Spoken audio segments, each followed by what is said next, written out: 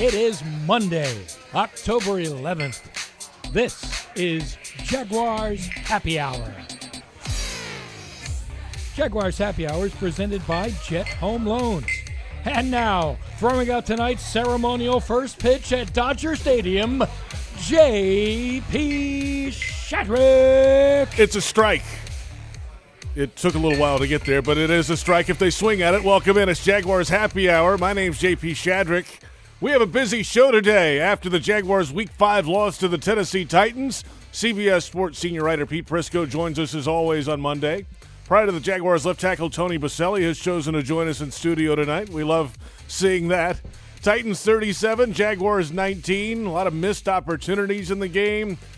Some calls didn't go the Jaguars' way. We'll get into that coming up, and the mindset behind that, right or wrong. Social media questions, plenty of those. And we'll go around the National Football League and hear some of the top radio calls from around the league. Let's start off with the 20th consecutive loss for the Jacksonville Jaguars. Now 0-5 to start the season. And Urban Meyer, after the game, desperate for a dub. Pretty desperate. Desperate for a win. Desperate the way they go to work each day, each week. Desperate for a win. And, we can't worry about the past, worried about the future, and a trip to London and try to get a win. Guys are, some guys are playing their tails off. And, but, yeah, we're desperate for a win. Got to get it at some point. Tony, good afternoon to you. Good afternoon. Is no Pete today? Oh, he's here. Yeah. Oh, is Pete here? He's here. I'm here. Oh, there you are. Well, look at the purple shirt. Wow. Yeah, you like it, You know what you look like? You look like either Barney or Grimace. I can't decide which one. You have the same what body color's type. your shirt? You have the same body type. I don't know what you're talking about. 350. Now your left tackle from Jacksonville Jaguars, 6'7", 350 pounds, Tony Vaselli. You see when he goes to, he had no comeback, so he had to go to the weight. Got him. Oh, I got him. You better lean up for the whole ceremony next year. Unreal. You're desperate. I don't know anymore. Hey, JP, since the team stinks, let's talk about Baselli's getting in next year, okay? Because he's getting in. I can promise you. Oh, you think it's a slam dunk now? Slam dunk this year. Okay. Slam dunk. Yeah. He doesn't like that either, apparently. So Urban said after the game they're desperate for a win. Desperate. 0-5. They felt like they've been playing a little better the last few weeks, and yesterday happened. That didn't feel like a better all-around game. Let me ask you a question. I actually like Trevor's comments, which we might get to later, about, hey, listen, yeah, we want to win. We got to go through the process about hard work, and all that. I like this talk. And I get what Urban's saying, but isn't everyone desperate in the NFL every Sunday for a win? I mean, when we were winning, I was desperate for a win because losing stinks. I mean, so I'm not making light of what he's saying by any means. I do think the danger of that is you start pressing in like okay, because everyone is desperate. Everyone wants to win every Sunday. It's about doing the little things right. Like being more desperate, unless it's going to make you focus more, unless it's going to make you do the little things right. And if that's the case, then be desperate. But that's the difference between winning and losing. And that's why I was, making faces that nobody could see and wanted to say something so bad when you were going down the rundown. Is like, and they're getting bad calls. I didn't say that. That's what you said. I said some calls maybe didn't go their way. We'll go through the Same mindset thing. of that, right or wrong. Yeah, Is what I said. You want to run back the tape, Joe? We can run back the tape. It's not what I said. Bad calls. I mean, not what I said.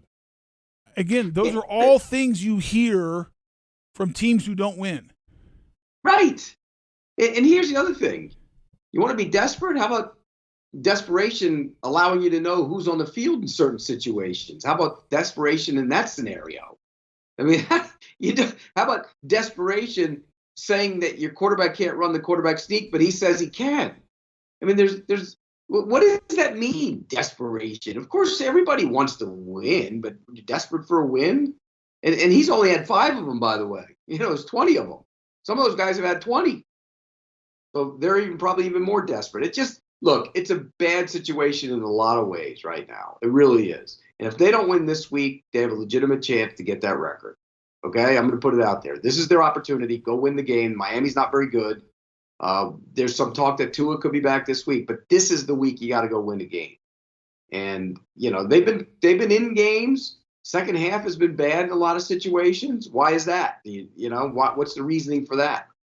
So I think there's a lot of questions here with this team. And first and foremost, the head coach. Let's be real. And the coaching. The players, we know, Tony, we know where the players are, okay? This roster needs help in the worst way in a lot of situations.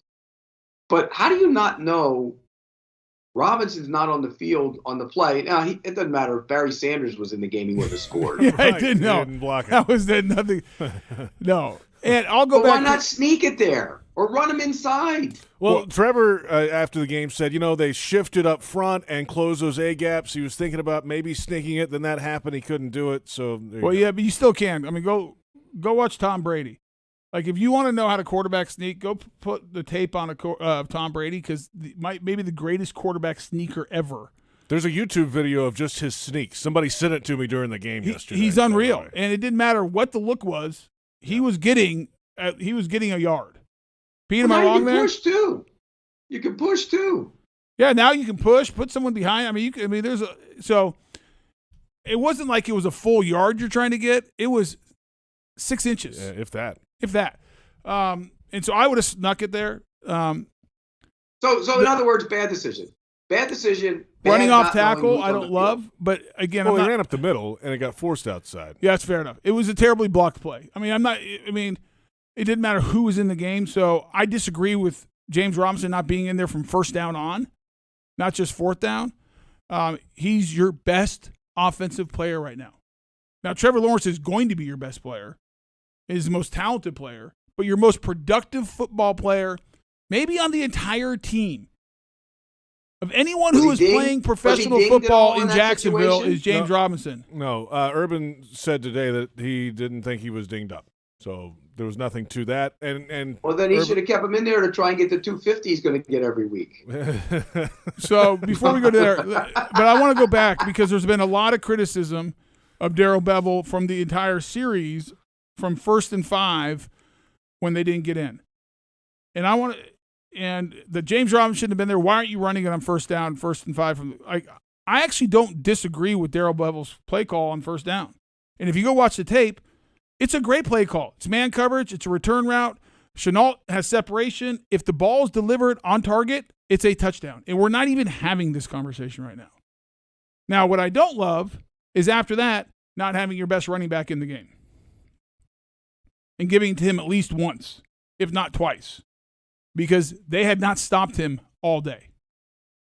But the first down call, good play call.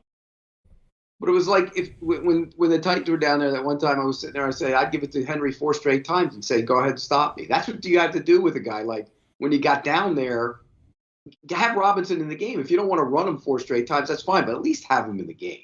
So it was ridiculous. It was bad. Yeah. So, again, is that why they lost the game? There's no guarantee they come back and win it. They were still down. No, they would still be behind. They're still down. They still need a touchdown to win it. It would have been down 5. Yeah, Tennessee still is going to have the ball. Yep. And by the way, they could have stopped Tennessee again if they didn't. That's true. And so there's a lot, and this is where what I don't like. And listen, I'm fine like reviewing the game and going through it, but the bottom line, you're down 31-13. 3-score game. 3-score game in the mid-third quarter. Actually, late third quarter. After an 11-play drive to open the second half by Tennessee. Right, just melting it away. Let's not put it all on, Yeah, whether we call quarterback sneak or not. In most other games, and we're going to go through them later around the NFL, as we talk about most weeks, there's back-and-forth games and scores by both sides, and they're down the field, and a couple defenses will make a stop, then somebody will make a play and take a lead, then there's another. This was in desperation to try to get back in the game. That's feels right. like that Much different. every week. Yeah, much different. It feels like that. And, I've heard a lot, the phantom pass interference call. Well, guess what? If you make the interception before that, it never happens. Yeah, First of all, make your own break. I think there was, if you're Tennessee, you could argue there's a phantom hold call that extended a drive. My point is, I could do this all day with every game. They all even out. You can do it all day. The bottom line, the teams that win don't do that. They find ways to win. They find ways to make plays. Like, by the way, Shaq Griffin is a heck of a football player. And he would tell you, he's got to make that play. He's said it every week. He's dropped one, yes. That's a house call. And he's a great player. He's probably our best defensive player, consistently and everything else. Good player. And so I'm not trying to kill him and putting the game on him, but the NFL game is determined by a handful of plays every game and by playmakers. Yep. That's how this thing works out. I agree. And you can't complain about the officiating when you're not a good football team. I'm sorry, you just can't. So fans can't. They can't. They lost that game. They weren't winning that game, period. They lost the game. They weren't better than the Titans. You had a chance to score and make it a 5-point game and then hold them. Well, then you didn't score. Well, then what did they do? They went right down the field. It's true. It's true. What else you got, Were Tony? they better? Were they better in any area yesterday than they have been, Tony? Yes or no? Robinson running the football. They ran the ball. They ran the ball really well. Yeah. And I thought the offensive line blocked well up front in the run game. Okay in the pass game. I think a positive so far. I think Ben Barch. I mean, he was terrible last year as a rookie coming out of a Division III school. I mean, he is so improved. I'm not saying he's like all pro, but he's played good the last couple of weeks. He's a solid player. I give him credit. James What's Robinson, the update on Linder? MCL high ankle. So That's right. you're probably talking 4 to 6. Yeah, Urban said 4 to 5 weeks today. James Robinson's a stud. I mean, the only thing that is making James Robinson like an all-pro running back is having that extra gear that he can run away from people. That's right. But he is like on that one run down the sideline, he should have been gone. That's just not him. I mean, he can't break away all the way. That's his career-long run, like by the way. Maurice Jones-Drew and Fred Taylor are gone on that run. And gone by about 15 yards. But I'll say this, James Robinson has as good as vision as like almost any back, and he makes cuts that a lot of guys don't make. And he is a good running back. They can help blockers. His running style reminds me of Evan Smith. He is good, Pete. Gosh, he's a good football player. And they drafted a running back in the first round. Let's not go there right now. Like James Robinson, you can win a championship with a running back like James Robinson. Correct. Yes, you can. And you know what you do? Steady. You go find a third down back that you can probably find in the second, third, fourth round that is shifty. Yeah, like your backup shouldn't be like him. No. Not at all. And he is. You know, there's good moments. I mean, that I'll give him credit. I thought it could go sideways really quick after the fumble return for a touchdown. They answered right They back. came back and answered. That was big time. That's something you build on. It was like the drive last week where they gave up 14 straight points to tie the game, and then they go down the field and score and regain the lead again. So it shows you that they have some character. Yeah, they have some guts in that locker room.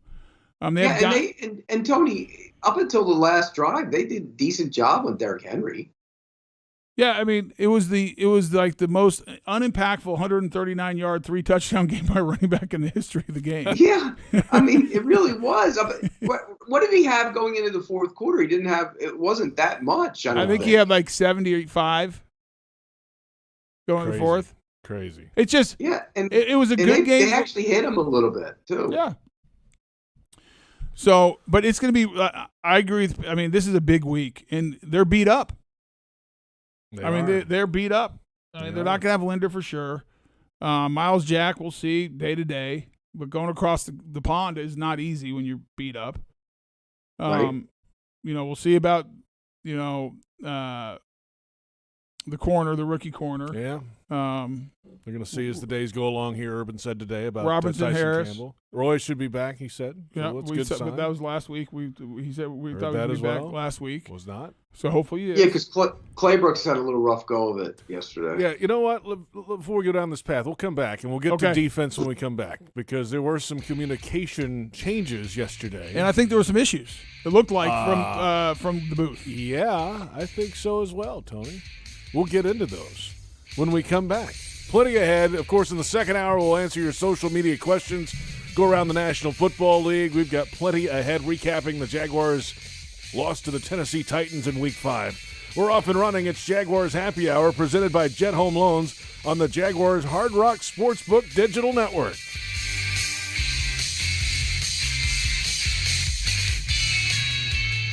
Jaguars Happy Hour is brought to you by Dreamfinders Homes, homes that fit your lifestyle. And by Baptist Health, changing healthcare for good. Your family isn't like anyone else's. Your home shouldn't be either. At Dreamfinders Homes, you can build the home of your dreams in one of their 30-plus communities in Northeast Florida. Choose from luxury single-family homes or maintenance-free townhomes from the 200s. Dreamfinders specializes in homes built to fit your lifestyle. To find out more, call 904-738-0165 or visit dreamfindershomes.com. It may be football season, but pests are in full force here in Jacksonville. That's why you need Kingfish Pest Control's $99 knockdown treatment. Kingfish Pest Control will safely eliminate spiders, ants, roaches, and more for just $99, backed by their 100% customer satisfaction guarantee. Kingfish Pest Control is family-owned with thousands of A-plus customer reviews. They're hands down the best pest control company in Metro Jacksonville and a proud partner of your Jacksonville Jaguars. Let the pros tackle the pest in your home. Go to kingfishpest.com. That's kingfishpest.com. So, it's happy hour. Let's talk whiskey options. Have you tried Citrus Distillers? Have you tried Citrus Distillers Limited Edition 2021 Barrel-Aged Jaguar Whiskey? Did you know it's only available for a limited time and manufactured in Jacksonville? Yes, Jacksonville. I said local whiskey. Try it on the rocks or in a Jack's Whiskey Sour. Citrus Distillers Jaguars Whiskey is available at local liquor stores, restaurants, and the Jaguar Stadium. Drink local, Jacksonville. Find recipes and events at jaguarswhiskey.com. This is Chantel Chark, wife of DJ Chark. Enter for your chance to win a once-in-a-lifetime experience with the Jaguars. Imagine being selected as a Jaguar for the day with prizes including a behind-the-scenes tour of the stadium, a personalized Jaguars jersey, club-level tickets to a Jaguars home game, and more. Look for details at Publix, where you can pick up all your game day needs, including Tide, Bounty, and Crest. Tackle everything in one stop. Available at Publix, where shopping is a pleasure. We all want to look and feel our best, so why not take the next step with a consultation with Dr. Patrick Basil, board-certified plastic surgeon. Offering a variety of wellness, skincare, and aesthetic treatment options, you can look better, feel more confident, and transform into your best self. They offer the most advanced, innovative treatments in a modern, patient-centered environment. Learn more at transformjax.com. That's transformjax.com or call 904-222-6262.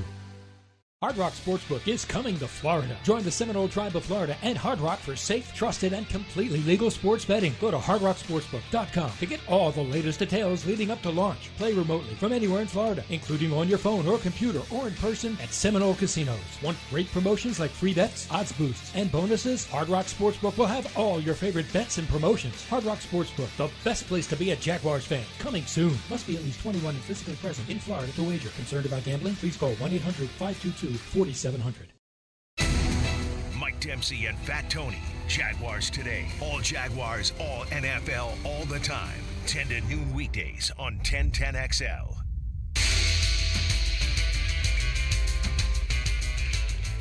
I feel like the defense could have done a lot more. I feel like the mistakes that we had was it just shouldn't happen.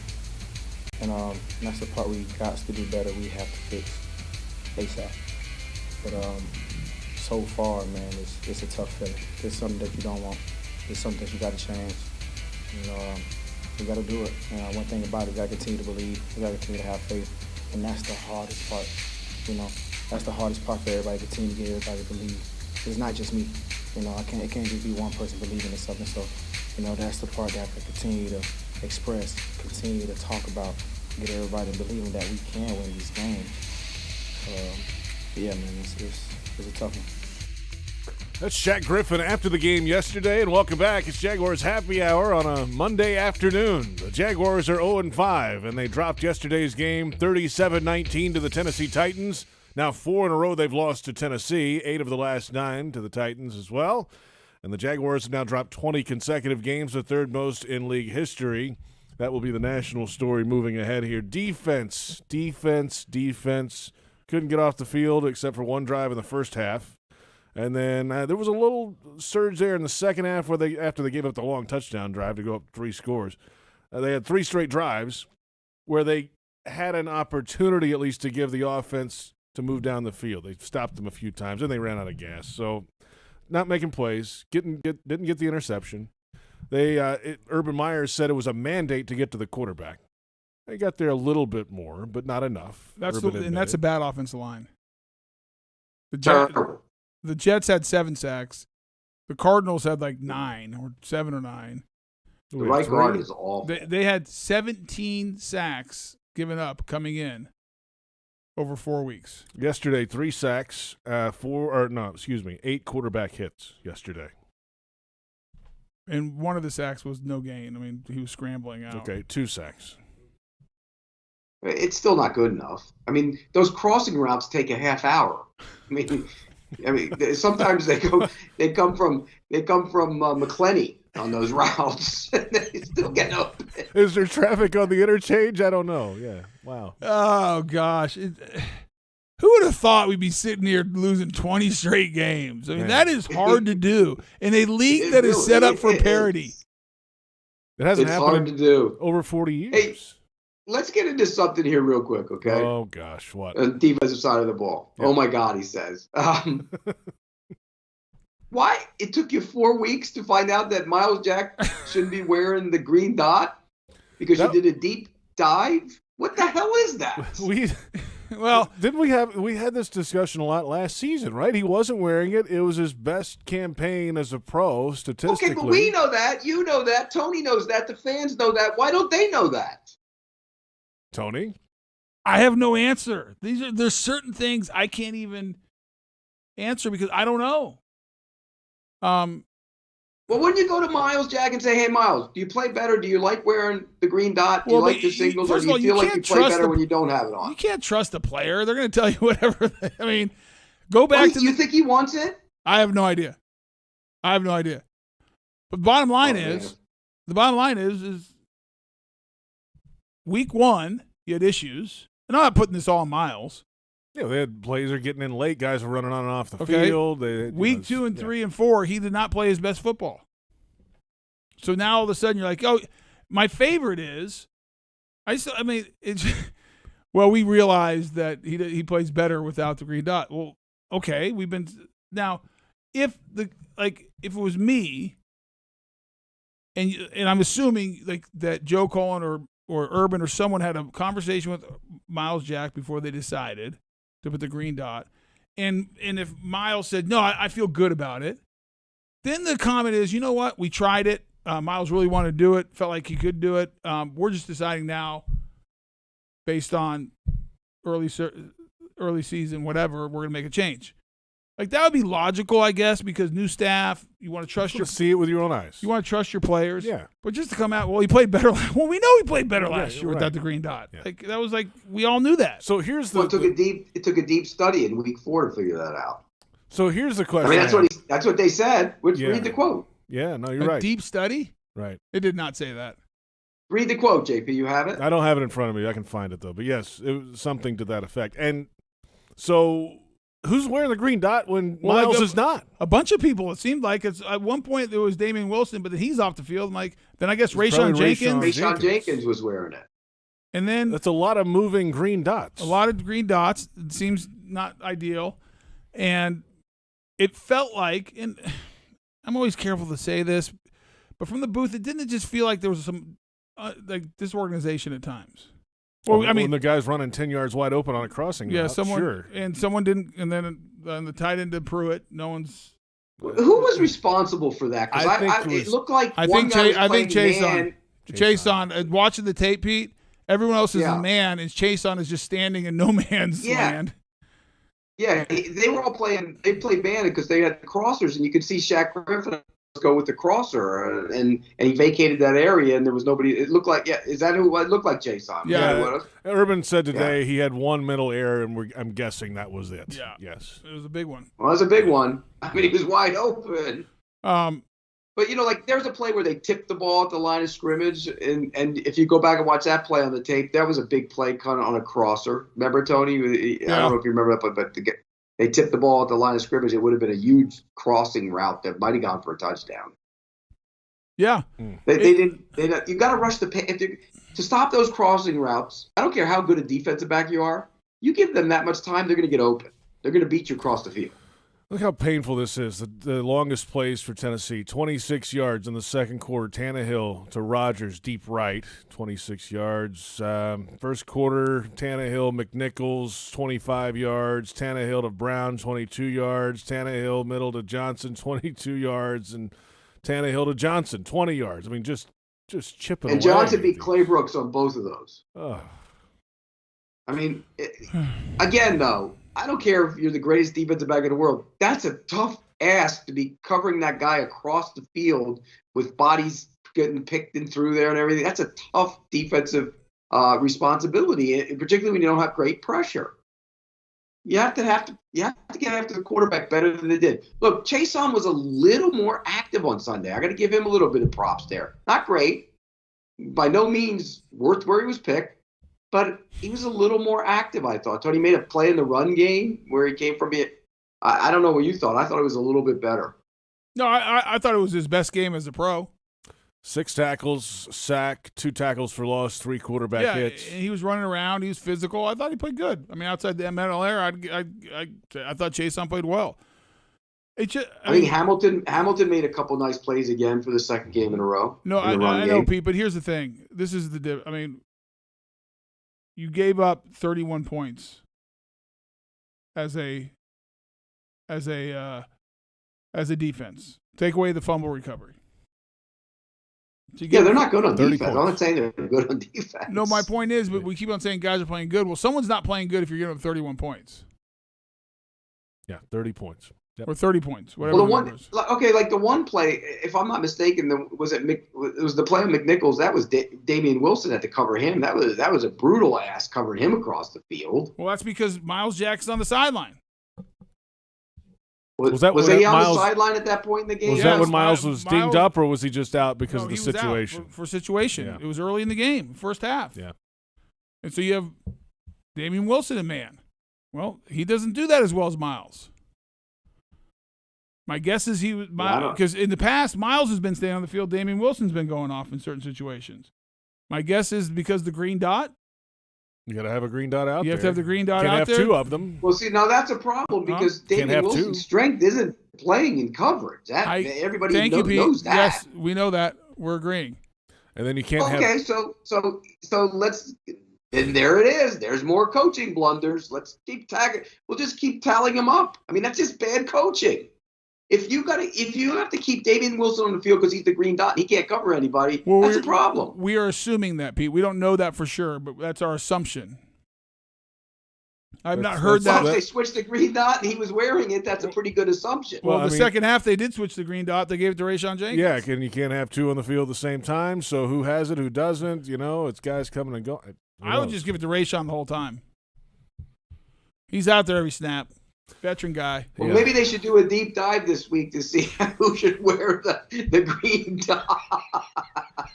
I mean, are other teams having these issues with green dots? This is the first I've heard of this. Okay, Tony, back to who's on the field at certain times. I know there are coaches that don't know who's in the game in every situation. But shouldn't Urban have known who was on the field and that? Shouldn't he know that James Robinson is not on the field enough, or at least in that situation? Am I wrong about that? I'll tell you what. Let's come back. We'll get the thrilling answer from Tony Boselli as we flip back to offense. Give me time to think about my answer. Yes, he needs a little bit of time, Pete. Needs a little bit of time for this one to think about his response. Plenty more ahead. Offensive talk when we return, including, yes, that goal line situation in the fourth quarter when the Jags were trying to rally back. Second hour coming up. We'll get to your social media questions and go around the National Football League. Check out the official Jags Podcast Network on Apple, iTunes, Spotify, or wherever you download your podcasts. And this is Jaguars Happy Hour presented by Jet Homeloans on the Jaguars Hard Rock Sportsbook Digital Network.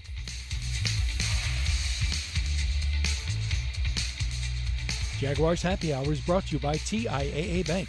Turn potential into progress. And by Publix, where shopping is a pleasure. Your family isn't like anyone else's. Your home shouldn't be either. At Dreamfinders Homes, you can build the home of your dreams in one of their 30-plus communities in Northeast Florida. Choose from luxury single-family homes or maintenance-free townhomes from the 200s. Dreamfinders specializes in homes built to fit your lifestyle.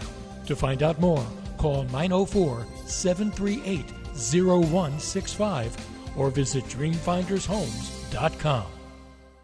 Hold on. You want me to tell them about Twisted Tea Hard Iced Tea in just 30 seconds? This is impossible. Hey, I'm Billy from Twisted Tea. How can I explain that first sip of cold, smooth, real brewed tea? So good! And the extra kick you get from just the right amount of alcohol? The twist of lemon, Wait, what? We're almost out of time? Oh, shit. Twisted Tea Hard Iced Tea. Look for the bright yellow cans wherever you buy beer. Twisted Tea Brewing Company, Cincinnati, Ohio. Please drink responsibly.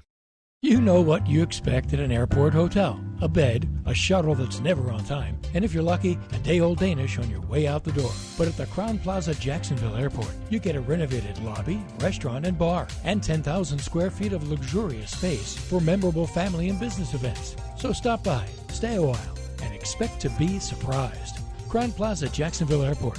Book online or call 1-877-2-CROWN. That's 1-877-227-6963.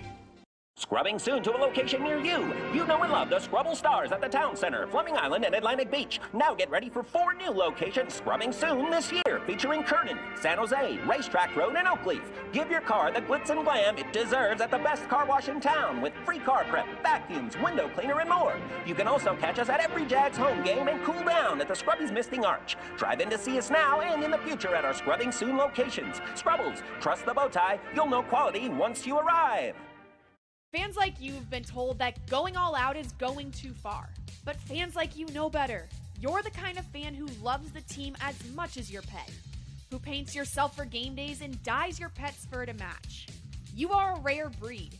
You are a pet fanatic, equal parts pet obsessed and diehard sports fan. At Pet Paradise, they're crazy about pets too. The official pet care provider of the Jacksonville Jaguars. Pet Paradise. It's a new day in pet care. It's Monday Madness at Tropical Smoothie Cafe. What are you, crazy? It's not crazy. Pick up the official smoothie of the Jacksonville Jaguars, Duval Delight, for just $2.99 at Tropical Smoothie Cafe. I don't think you're crazy. It's Monday Madness at Tropical Smoothie Cafe. What are you, crazy? It's not crazy. Pick up the official smoothie of the Jacksonville Jaguars, Duval Delight, for just $2.99 at Tropical Smoothie Cafe. I don't think you're crazy. When Jaguars news breaks, you'll hear about it first on 1010XL, home of the Jacksonville Jaguars. That was tough. We score there, and defense goes back on the field, gets a stop, get the ball back to go win the game. We had just a couple. I barely missed LaVisca. I think it was on that drive down the red zone. Yeah, he ran a great route, had him in the end zone.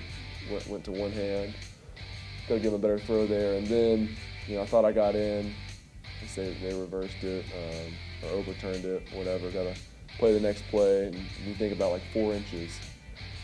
That's tough. Want to be able to punch that in and weren't able to. Obviously Titans did a good job there, but it's disappointing for sure. That's Trevor Lawrence after the game on the goal line situation. And welcome back. It's Jaguars Happy Hour presented by Jet Homeloans. JP Shadrick, Tony Boselli. And apparently during our timeout, Tony, Pete Prisco had a bit of a wardrobe malfunction according to sources. I don't know what happened there. Pete, I had to take my microphone off to do something. I didn't have a wardrobe. Bad information. Were you shirtless? I'm glad we didn't get to see it. I know that. No, I can promise you, it was my microphone. I had to push it back up. I do it all the time. All right, sources could be wrong. Because my sound is 10 times better now, isn't it, than when I had the earbuds? No. Yes, it is. I can tell already. I like Trevor's comments. You know what I love? I appreciate I do too. Trevor, he's like, listen, I got to throw a better ball. Like, he just owns it. He's like, well, I could listen to him talk football all day. He's right a pros pro 5 games into a season the way he handles himself. Yeah, I'm impressed. He can handle any question, any topic, and just flow with it. It's great. It's impressive. But when does it start getting because it's coming at some point, because everything with him is all new and everything, but at some point, you know how quarterbacks get, Tony. They get a little testy at times. It's coming. I hope he does. He should. That's part of the deal. Oh, I agree. Tony, would you have snuck anyway, even after the shift on that 4th and 1 play?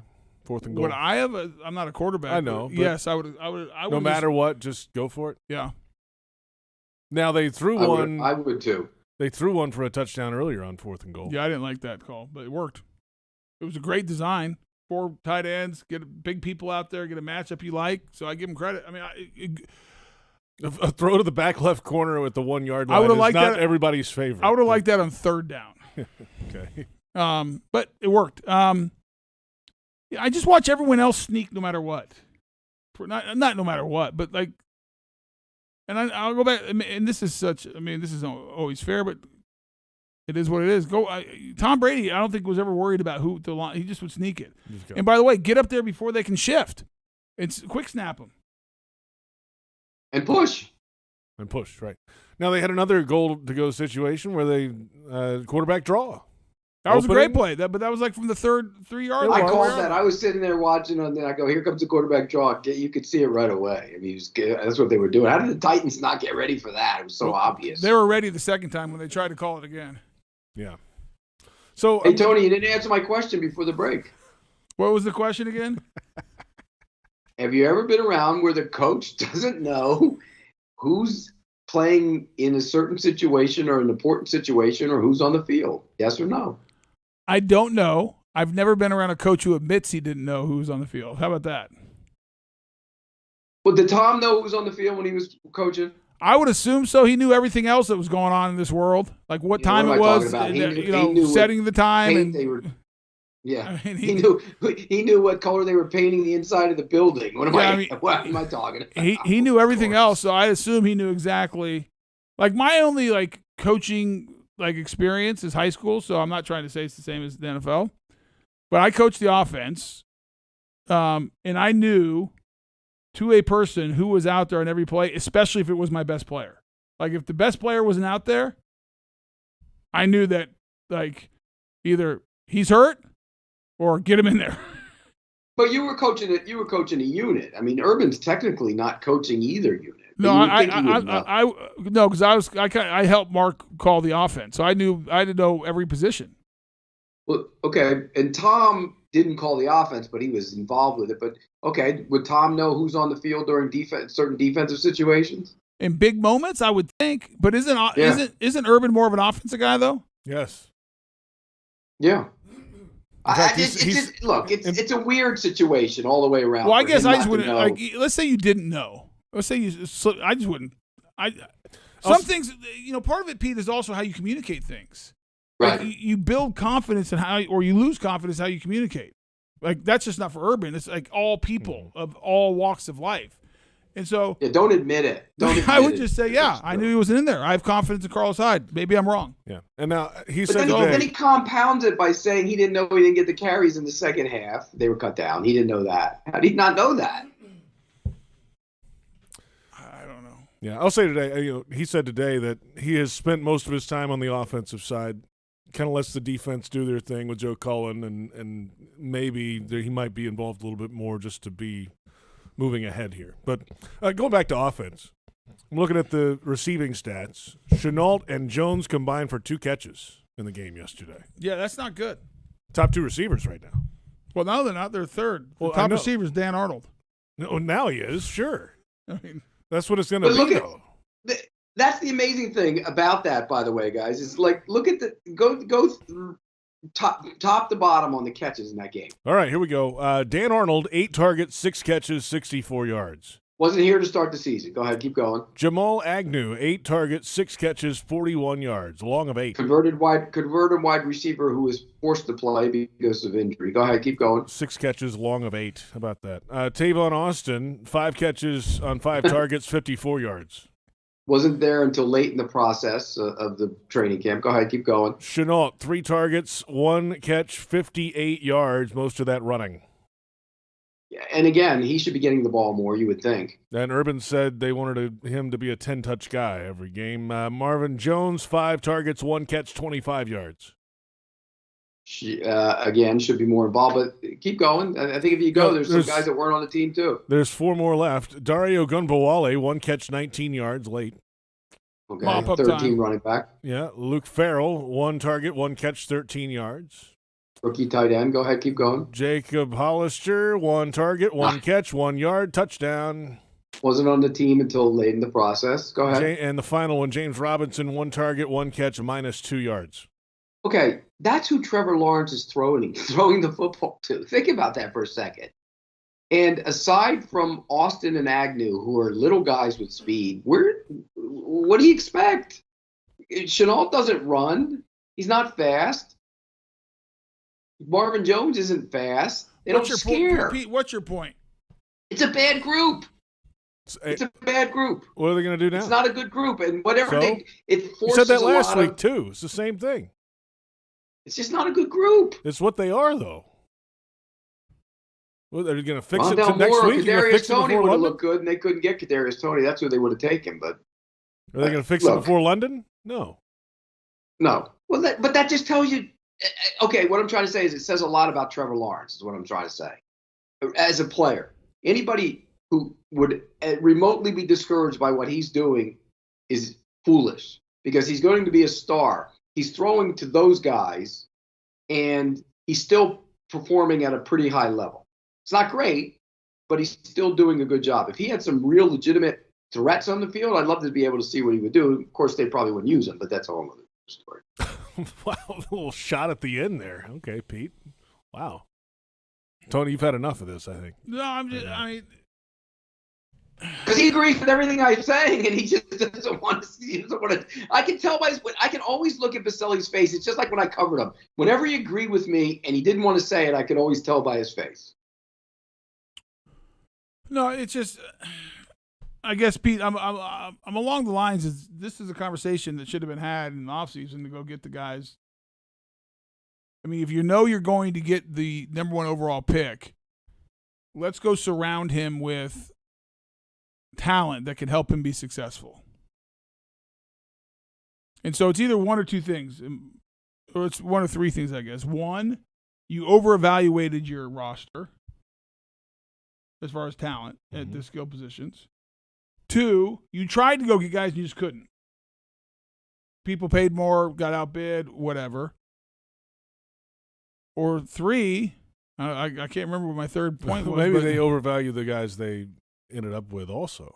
Well, overvalued. And you drafted other positions. Or you just, because of you overvalued where you were, you didn't address it in the draft. Mm-hmm. Because they did not address. I mean, their argument would be, well, ETN was supposed to be a part of that, and I've never bought that from day one, from the standpoint of ETN's a running back. Like, you don't draft a running back because you're going to use him as your slot receiver, like as a number 1 weapon. You draft a running back because he's going to be a running back. He'll be a scat back, move guy, and you can do different things with. I get that, but I think it's unrealistic to draft a running back and as a rookie that he's going to be a major impact in the passing game. He should be what we talked about earlier. Receiver. He's the complement or the second guy to James Robinson. Right. He can do different things. That's what they needed. So that's fine if that's what he was going to be. No, and my point is, in that spot, you didn't need that. That was a luxury pick. They had necessity. They had needs. I'm not saying this has nothing to do with ETN. He might be a great player. We haven't seen it yet. He got hurt. Not his fault. I tend to agree with Pete, and I've said this privately to people. Well, now you're going public with it. No, I'm just saying. I'm not just saying this now because we're 0-5. Okay. So I've said this in the past. That's probably a better way to say it. Thank you. Yes. Sorry, I thought this was breaking news. No, Tony Boselli is saying that something. like that ETN. I'm not saying he's not going to be a good player. I didn't understand in a roster that you had significant issues with from a talent, explosiveness, scoring touchdowns. You're drafting a rookie quarterback. Your best player on the team was your running back. I don't know if I would have burnt a first rounder on a running back. You wouldn't have. Well, I know I wouldn't have. I mean, go look at the kid, and I can't think of his name right now, in Denver, who's like a beast at running back. Got the kid from North Carolina. Devontae Williams. Yeah, Williams. And go look at the kid who played for the Bears yesterday, Khalil Herbert, a late-round pick from Virginia Tech, did a nice job. If you wanted the third down type of back, Demetric Felton, you can slot back, you can play wide receiver, you can run out of backfield, plays for Cleveland. There are other options out there. Running backs they're everywhere. You know me, guys. I don't ever take a running back in the first round. I'm just not doing it. Yeah, but I don't want to debate the draft. My point of saying this is, you asked me to respond to Pete's point. Yes, is we're not getting productive. And this is not. We're just not explosive. We're not an explosive team.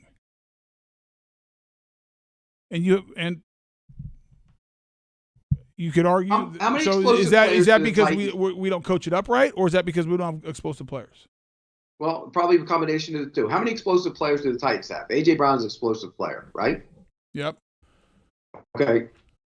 Would you consider McNichols an explosive player? They got him in space, got him a big gain. He had a couple last week too. What about the other kid that had the two crossers? Johnson. Well, but Johnson. But Tennessee's bad. Everything gets set up. Everything is set up off of Derrick Henry for them. Everything. Yeah. I get it, but he's the explosive James player. Robinson was running the ball pretty well yesterday too. A better way to do this, Pete, and we can go. And I'm hesitant to bring this up, but if you went across skill or any position, how many top 5 players do we have at their position? Oh. I don't like this game. Let's come back in a moment. I'm just saying, but you have to have those different makers. The Titans' offense goes around Derrick Henry. He's a difference maker. Yes. JP doesn't ever want to play that game because he knows where it's going. And I don't want to play it either because I'm not killing this team. I think this team, I respect these guys as players. They work their tails off. They're physical. They play hard.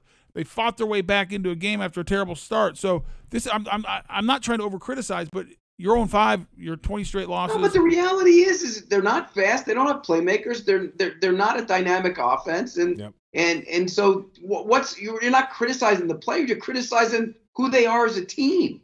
I mean, Marvin Jones never was fast, and he's not fast now, and that's who they signed in free agency.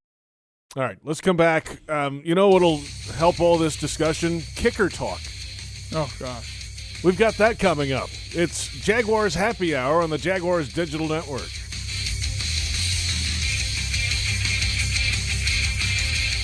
Your family isn't like anyone else's. Your home shouldn't be either. At Dreamfinders Homes, you can build the home of your dreams in one of their 30-plus communities in Northeast Florida. Choose from luxury single-family homes or maintenance-free townhomes from the 200s. Dreamfinders specializes in homes built to fit your lifestyle. To find out more, call 904-738-0165 or visit dreamfindershomes.com.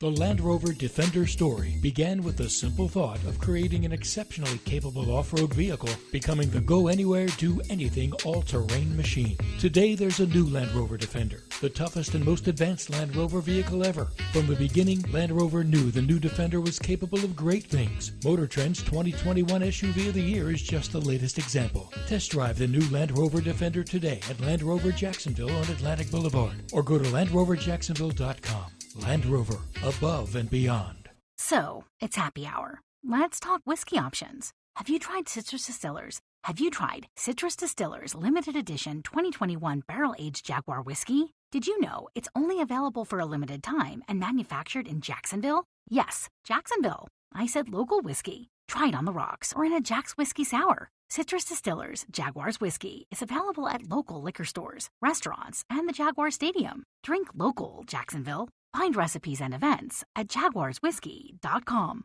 Jags fans, did you know you can ride your bike to every Jaguars home game at TIAA Bank Field and Valley Park it for free? That's right. Stop by our bicycle check-in tent sponsored by Alert Today Florida near Gate 1 at TIAA Bank Field. An on-duty ZenCog bike professional will park your bike and ensure it's secure during the game. When the game is over, return your claim ticket to pick up your bike. For cycling safety tips, visit alerttodayflorida.com. Remember, Alert Today, alive tomorrow, because safety doesn't happen by accident.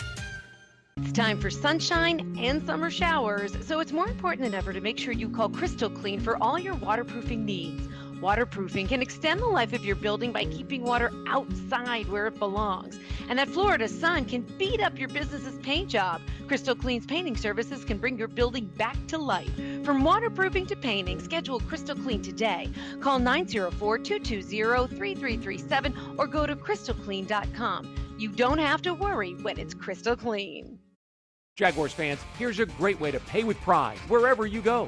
Exclusively from TIAA Bank, the Jacksonville Jaguars Visa debit card comes with a fierce look and fantastic features, along with the convenience to make purchases online or at millions of locations worldwide. And it's yours, free, when you open a Yield Pledge checking account. Order yours today. Visit TIAABank.com/JagsCard. TIAA Bank is a division of TIAA, FSB, member FDIC, and the official bank of the Jacksonville Jaguars. Jacksonville Sports Talk for Jacksonville sports fans. 1010XL, home of the Jacksonville Jaguars.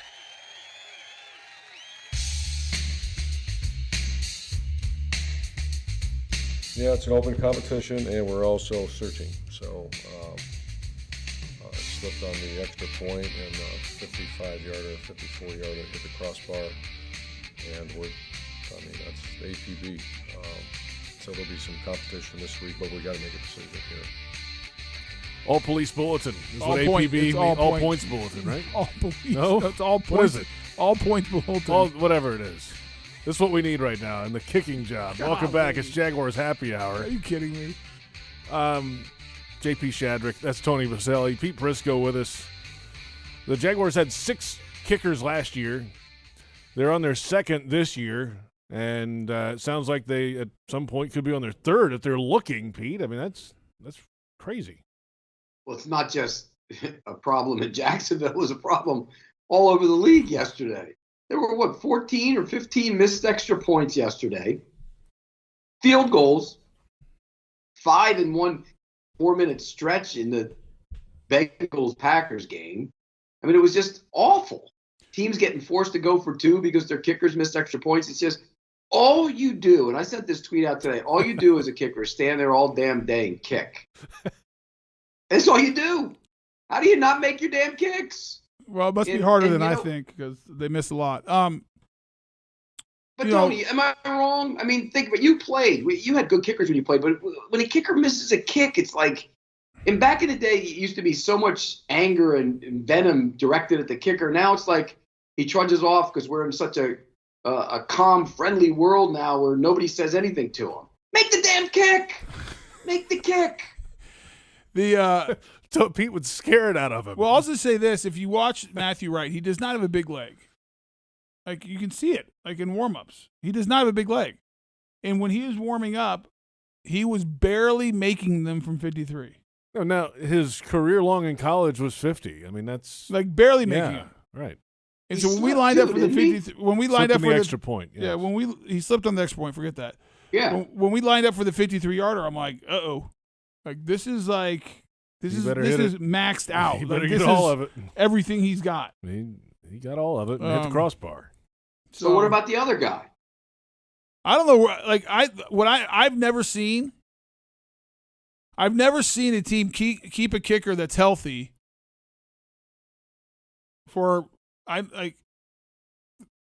more than 1 week. More than 1 week. Maybe it was like 1 week. Okay, give him a week off. Yeah, come it's back. like 2 weeks. Like he's healthy. There's nothing wrong with him physically. So why are either make him kick or go find someone else, right? Yeah. I mean, you're either on the team kicking or you're gone. Like, I don't understand that. That one's a mystery to me. Did anyone ask Urban, like, why is he still here if he's not kicking? I don't know. I mean, how much money are we paying each week and why for was kickers? he not there last week? Has that story been told? The report was personal reasons. I got nothing more than that. It was not injury related on the injury report. No. If it's personal reasons related to family issues or something else involving him, that's fine. If it's a personal issue related to the confidence of being able to make a kick, out he goes. I'll say this, that I don't know. Gene Fournette last week tweeted that they asked for an interview from Lambeau, and he declined, for what that's worth. So I don't know. He just told them no. Yeah, he said no. That's thanks. what the tweet said from Gene Fournette last week. So there's that. So yeah, kickers. I mean, first we're setting records left and right. First team in the Super Bowl era that through 5 weeks has not made a field goal. 0 for 4 now. There's Pop Warner teams that have more field goals through 5 weeks than we do. It's pretty amazing. Now and traditionally the organizations had pretty decent kickers. Yeah, but we're not that far. Like the Saints aren't much behind us, Pete. They have one make, and they're 1 for 4 in 5 weeks. But their kickers hurt, and they brought in a couple different guys. One of them being Rosas at one point. He was in Jacksonville. I think he's out there again, by the way. Here's the problem I have with kickers. Their legs are bigger, stronger than they've ever been. They got more power than they've ever had. We've seen it by all these long field goals. So something is amiss, right? What is it? Is it mental toughness? Is it because these guys have cannons for legs? We've seen this. Other than a guy like Justin Tucker who stays hot all the time, some guy like Josh Lambo was on the scrappy, but he got hot. Yeah. And then it went bad. They go bad quickly. Why? I don't know. We'll maybe. Pete, you should do a story. Why don't you do some investigative reporting? Dig into it. An APB of sorts. We're back in a moment. The second hour of Jaguars Happy Hour right around the corner. We'll get to your social questions and much more. It's Jaguars Happy Hour presented by Jet Homeloans on the Jaguars Hard Rock Sportsbook Digital Network.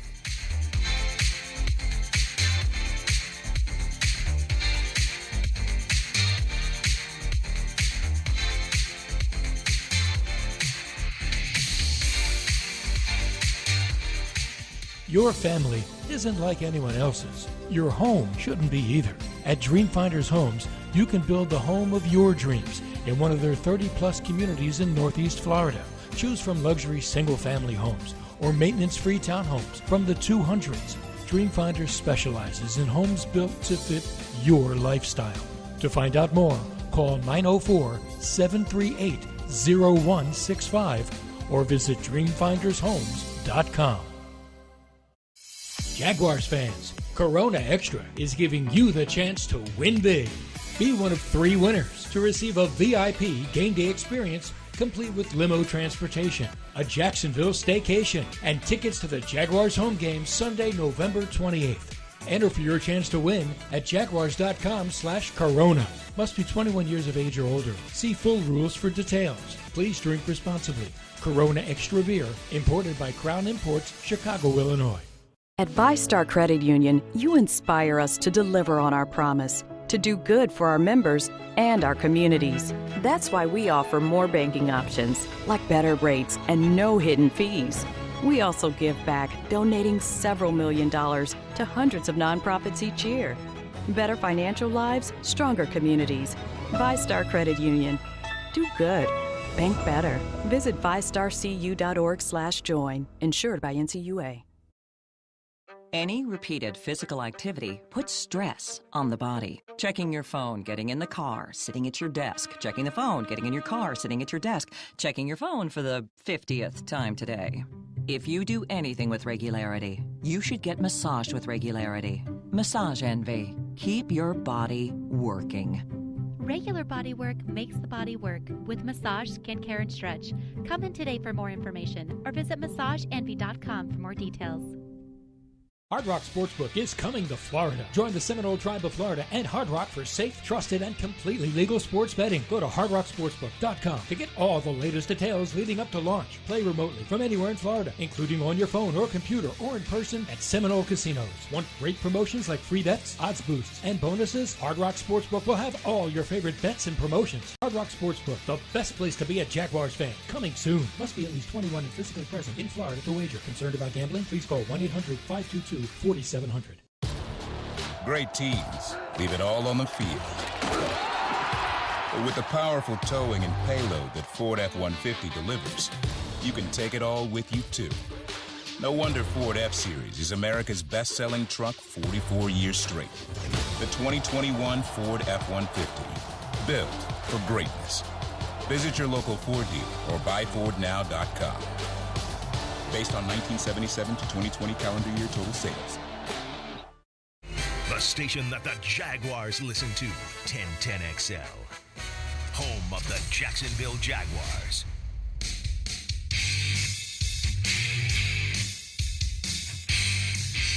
No, I feel comfortable. Obviously I haven't really ran it before in a game, but no, I feel comfortable. It's something we've worked, so, but we trust our guys up front. We trust our backs in that situation. Obviously, we'd love to get in there, but if we make the play, it's like no one says anything, but it's a TFL, and that doesn't look great, obviously, so we all can get better, but no, QB sneak is always something that we can get to, and I feel comfortable with. That's Trevor Lawrence after the game. Welcome back. It's the second hour of Jaguars Happy Hour. JP Shadrick, Tony Vaselli, Pete Prisco along. The Jaguars fell to the Tennessee Titans yesterday, 37-19. 0-5 start to the season. 20 consecutive losses, the third most in the history of the National Football League, the second most since the merger. Nearing history, and hopefully we don't get there. The Jaguars outgained the Titans yesterday. They nearly rushed for 200 yards, 198 rushing yards in a loss yesterday for the Jags. Not great on third downs, had some goal-to-go situations that did not go well, and that was what Trevor Lawrence was referencing there, that fourth and really 3 inches to go and to get to the goal line, and they couldn't get it in. They handed it off. It was a great penetration from the inside of the Tennessee front and got in the backfield, and Carlos Hyde was hit 3 yards behind the line of scrimmage. And that ended the comeback bid, essentially, for the Jaguars in yesterday's game. Some communication changes on defense, and as we've noted in the first hour, some communication issues on defense, in the coverage especially. Some big plays for Tennessee in the passing game yesterday. 5 plays of over 20 yards, all passes for Tennessee in the game, and that includes a game where Derrick Henry racked up late yardage when they were trying to churn that clock, and he got in the end zone 3 times. So here we are, 0-5, taking this thing to London this week to face the Miami Dolphins at Tottenham Hotspur Stadium. Yeah, that's the state of affairs, Tony. Well, yeah, it's not great anytime you're 0-5, and not great losing 20 straight. But the only way you fix it is winning a football game. It's the only way you can get this taste out of your mouth. It's the only way the narrative's going to change at all. I mean, we can keep on talking about yards and this and quarterback sneak and who's on the field and this and getting better and getting bad breaks. And I mean, enough. Did you just say what? I mean, it's enough. Yeah, go, went, wah. Man, you got to go win football games. Is that a big topic of discussion up there today, Tony? About the not calls? getting breaks. I was on this morning with Jeff Prosser, my breakfast with Boselli, and he was like, oh, we're not getting breaks and this, and the officials are. I'm like, I wanted to say, what do you think? Like, they're sitting in New York and say, hey, let's go after the Jags. Like, let's really stick it to them. Because it's not just the officials on the field. Like, when they review it, it goes to New York. Yes, it does. And by the way, every call, I agreed with the officials on the ones that were reviewed. The fumble, Trevor being short. Did I think the PI was ticky-tack? Absolutely. But I also saw some of the penalties they called the Titans were ticky-tack. I mean, like the hit on the sideline, was it the hit on Lawrence, wasn't it? That wasn't a penalty. That wasn't a penalty. Yeah. No. And so we'll take the yardage. Sure. You know, Red Barber said this, a great sportscaster back in the old days. Yeah. Vision is a lot of times more emotional than it is physical, because you see what you want to see and you don't see what you don't want to see. And that's why fans in the stands are always at odds with referees and umpires. Well, and today, like more than ever, in the NFL, it goes to New York. So unless you are trying to sell to me that there's a conspiracy against the Jaguars at the risk of the NFL losing all of its integrity, like, I don't buy it. It sounds like a poor loser to me. It feels like you're making excuses. Like, go win. Yes. And I'm not saying anyone in the organization is doing that, by the way. I'm just saying kind of what's on Twitter. I'm not saying Urban, or I've never heard Trevor even mention that. The team isn't doing that. No, he's not doing it at all. But it's always the fans. It always evens out. I'm a big believer in that. I'm not one ever to sit here and the refs stink. They're calling them one way or the other. They all even out. By the way, one thing about Jacksonville doesn't get the national attention ever in its history that it deserves. But that isn't necessarily a bad thing right now. This 20-game losing streak is kind of like quietly been a little bit of a story instead of what. Oh, I think it's getting legs. It was on the front page of ESPN today. This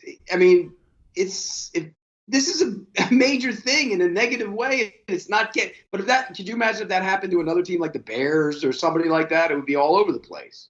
Well, it's only going to build as they reach. If they don't win and they get closer to the 26, it's just going to build. Well, this is a good opportunity this week. They got a big break because Russell Wilson's not playing when they do get back on the field. That's true. I mean, and they're not beating the Bills. I might as well forget that one. Donate that week to working on other things. The Colts, they're not that good either. So what do they need? They need 6 more to tie it, right? The Falcons game will tie it. The Falcons game, unfortunately, would tie it if they were to lose all of them, yes. I think they win this week, Pete. They have a real shot. That Dolphins team is not very good. What's going on down there? I mean, well, the offensive line's awful. Brissett got hurt this week, right? The defense was terrible on Sunday. Terrible. But that's Tom Brady. Is the and shine they have guys who can run? Is the shine coming off the coaching staff in Miami? Yes. And here's the other thing. They have this co-coordinator, offensive coordinator system, and then one week it wasn't even either one of the co-coordinators supposedly was calling the plays. It was Charlie Fry, the quarterback's coach. What are you doing? That sounds like something that should be in Jacksonville. I mean, what are you doing? That's not nice, That's Pete. really mean. No, but it's just weird what's happened down there. They can win that game this week. What are the Dolphins good at? I've not watched any film on them yet. Not seen one game, not one play. But when they're healthy, the wide receivers can run, but they're always hurt. Parker didn't play yesterday. Fuller's hurt again. Gaskin had a great game yesterday. Great game. Defensively, pass rush isn't great. The corners are good, but they had a rough go of it against the Bucs on Sunday, and that's probably has a lot to do with the pass rush not being so good. Sounds like not a great team. Sounds like a victory to me. You gonna lock it? Whew. What's the line on that? What's the early line on that? I've been curious. I don't know. The Dolphins are favored, I heard. A road favorite.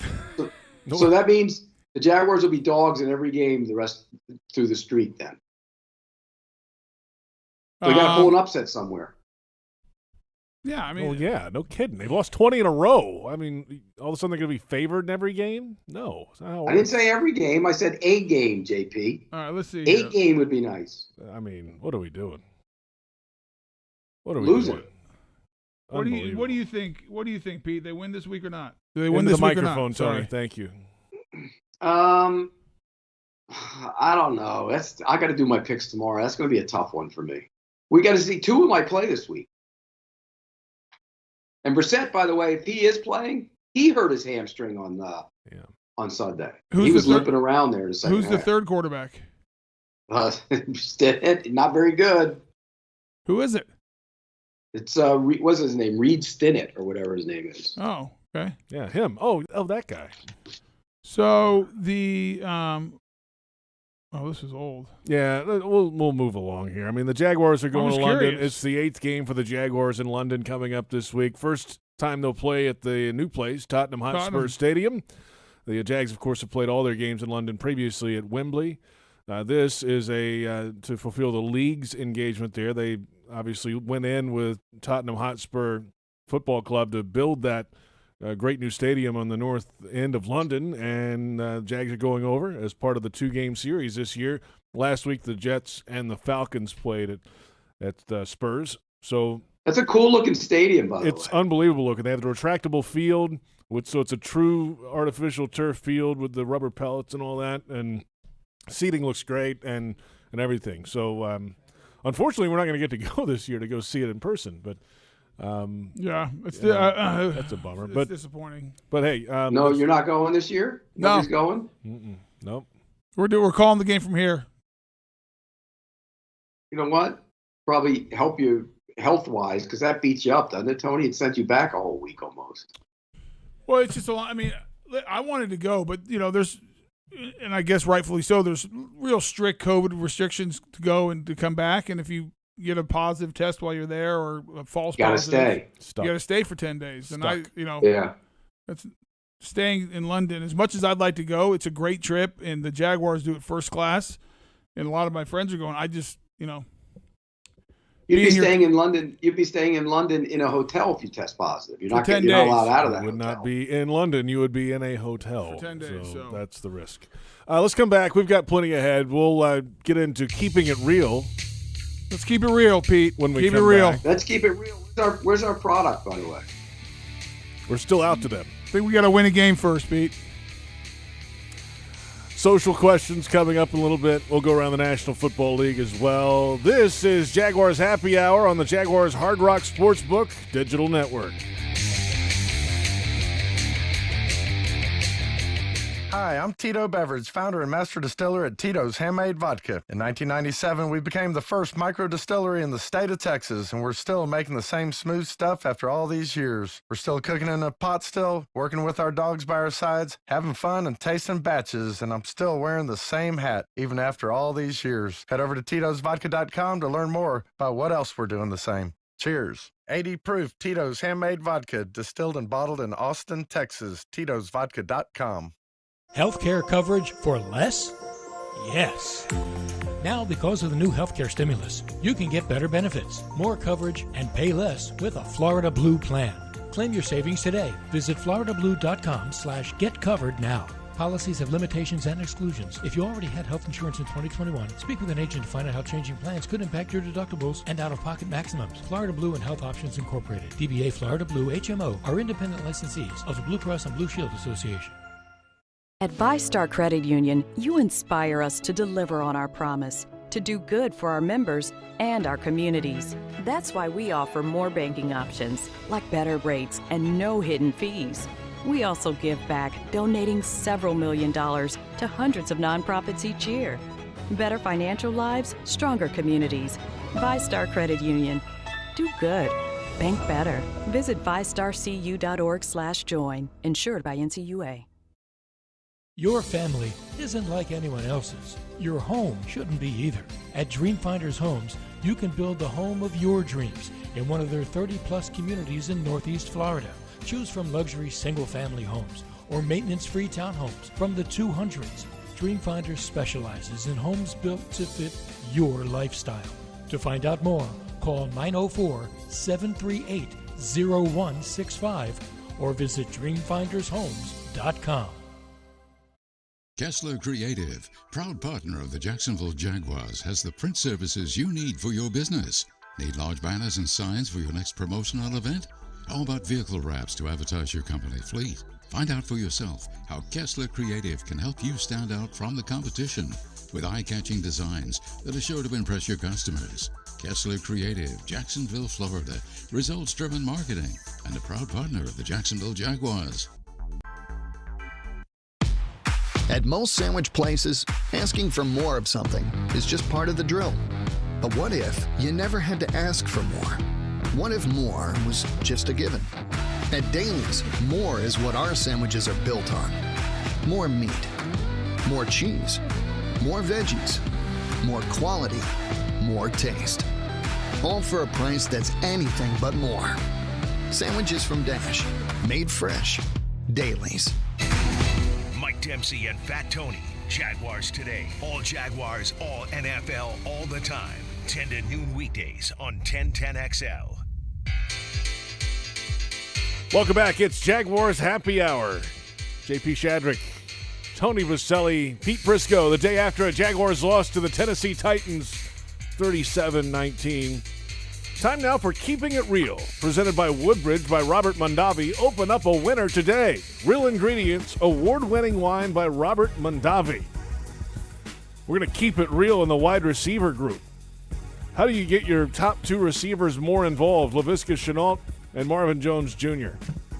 Pete, go first. Get them open. That's great. I mean, that's a pretty obvious answer. I just think the bubble screens and the quick throws to Shenault, I think he's pretty good at those. So maybe do a couple more of those. But I don't know. It's tough to get guys open when you don't scheme them open if they can't run by people, and they don't run by anybody. Sorry for the yawn there, people. About sums it up. Long day today, Tony? Long day for you? Pete's answer was boring me. What's your answer? Well, they got targeted 13. They got targeted 13 times, I think. Who? Chenault or 8 times. 8 total times. 5 for times. Jones, 3 for Chenault. So first thing you do is convert the ones that you're throwing to them, because you have a low conversion, target to catch ratio. 2 out of 8. Not very good. The other thing Pete, maybe bunch them up, maybe move them, get them on the move pre-snap. Kind of like what I've been saying all year, and you've been shooting it down. Maybe running some pick routes, crossers. I don't know, back shoulder throws. Isn't that what I've been saying all year, JP? I think I've heard this a time or two. We don't do very much here, and maybe it's because we have a rookie quarterback and they're just working on the timing. And maybe I'm forgetting. How about when's the last time we had a back shoulder throw? Right, I know. That might be a rookie quarterback in timing, Tony. I think you might be spot on to that. Yeah, it might be. And I'm not being critical of Darrell Bevel. I'm thinking, trying to get creative of how do you get. because 2 catches for your starting wide receivers is not. Now the argument can be, between Tavon Austin and Agnew, you had another 9 catches or whatever. It was 11 and in 13 targets. Yeah, 11 out of 13. So maybe, It's not like that's a great Tennessee defense or secondary either. No, my point is, Pete, you can shift it and saying, well, yeah, okay, our number 1 and number 2 receivers didn't have very good days, but our number 3 and number 4 guys did.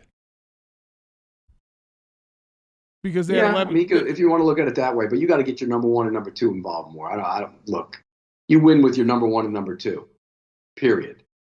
The problem is they're not number 1 and number 2s. They're 2s and 3s. That's the problem. Jamal Agnew, as we mentioned earlier, had 6 catches. His long was 8 yards.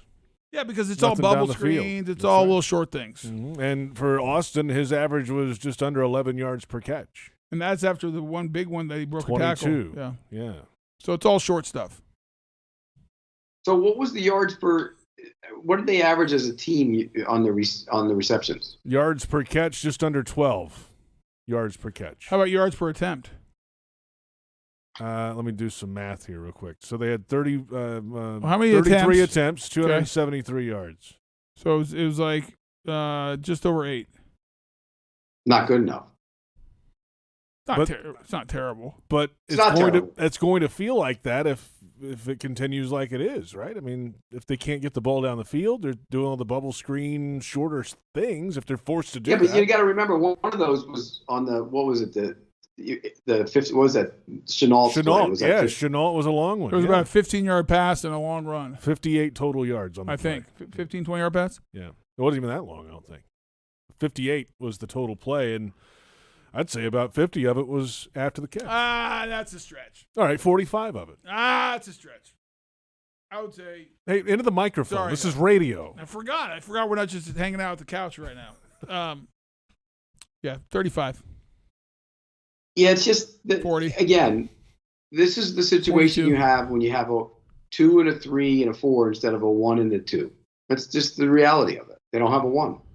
And they don't even have anything close to a 1. There's not a receiver on that team that's close to a 1. Yeah.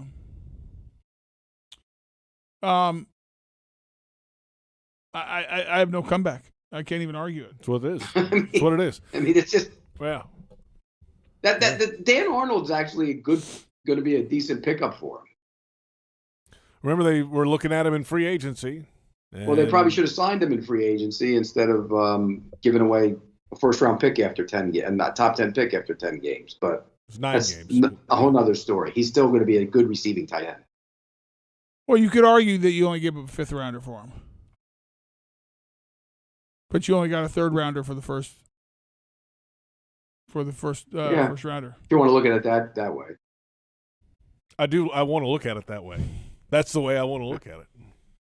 See, I think the picks were swapped, and you got tight end for the first-round corner. Now, in fairness to him, the first-round corner hadn't lived up close to the hype, but Did he my play? problem is Did he play this weekend? no. My problem is 10 games, Tony. 10 games. No, I agree with you. Did he play for Carolina this weekend? I didn't see him, so I don't think so. But I'll tell you, because I was watching. I haven't watched the tape yet, but I watched a TV game. But Played last week. You can't give up on those guys. You just can't. Too early. That's my problem. But other than that, I don't have any.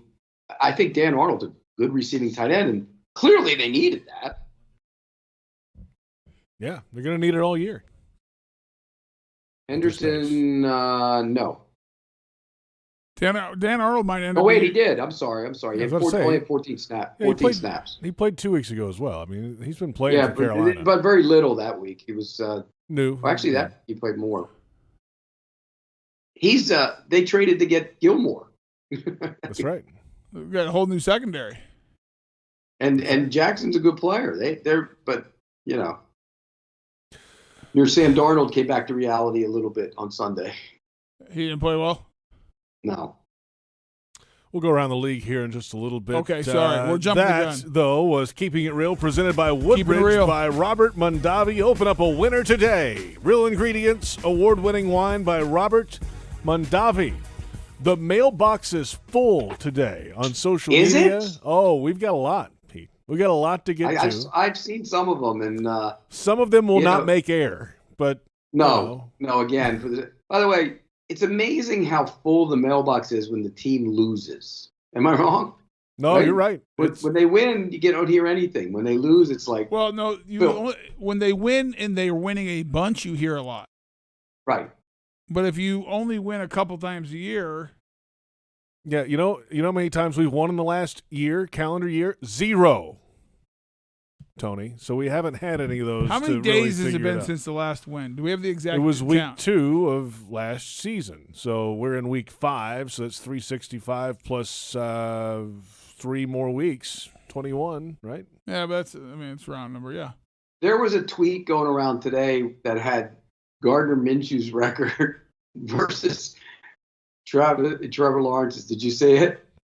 No, I mean, give me a break. Give me a break. Come on. So we're going to come back and get to the mailbag. Can't wait. I know it's your favorite, Tony. Excited. I love the mailbag. Pete loves it. And then a little later, we'll go around the NFL with some of the top radio calls from around the league. As always, thank you for listening. This is Jaguars Happy Hour on the Jaguars Hard Rock Sportsbook Digital Network.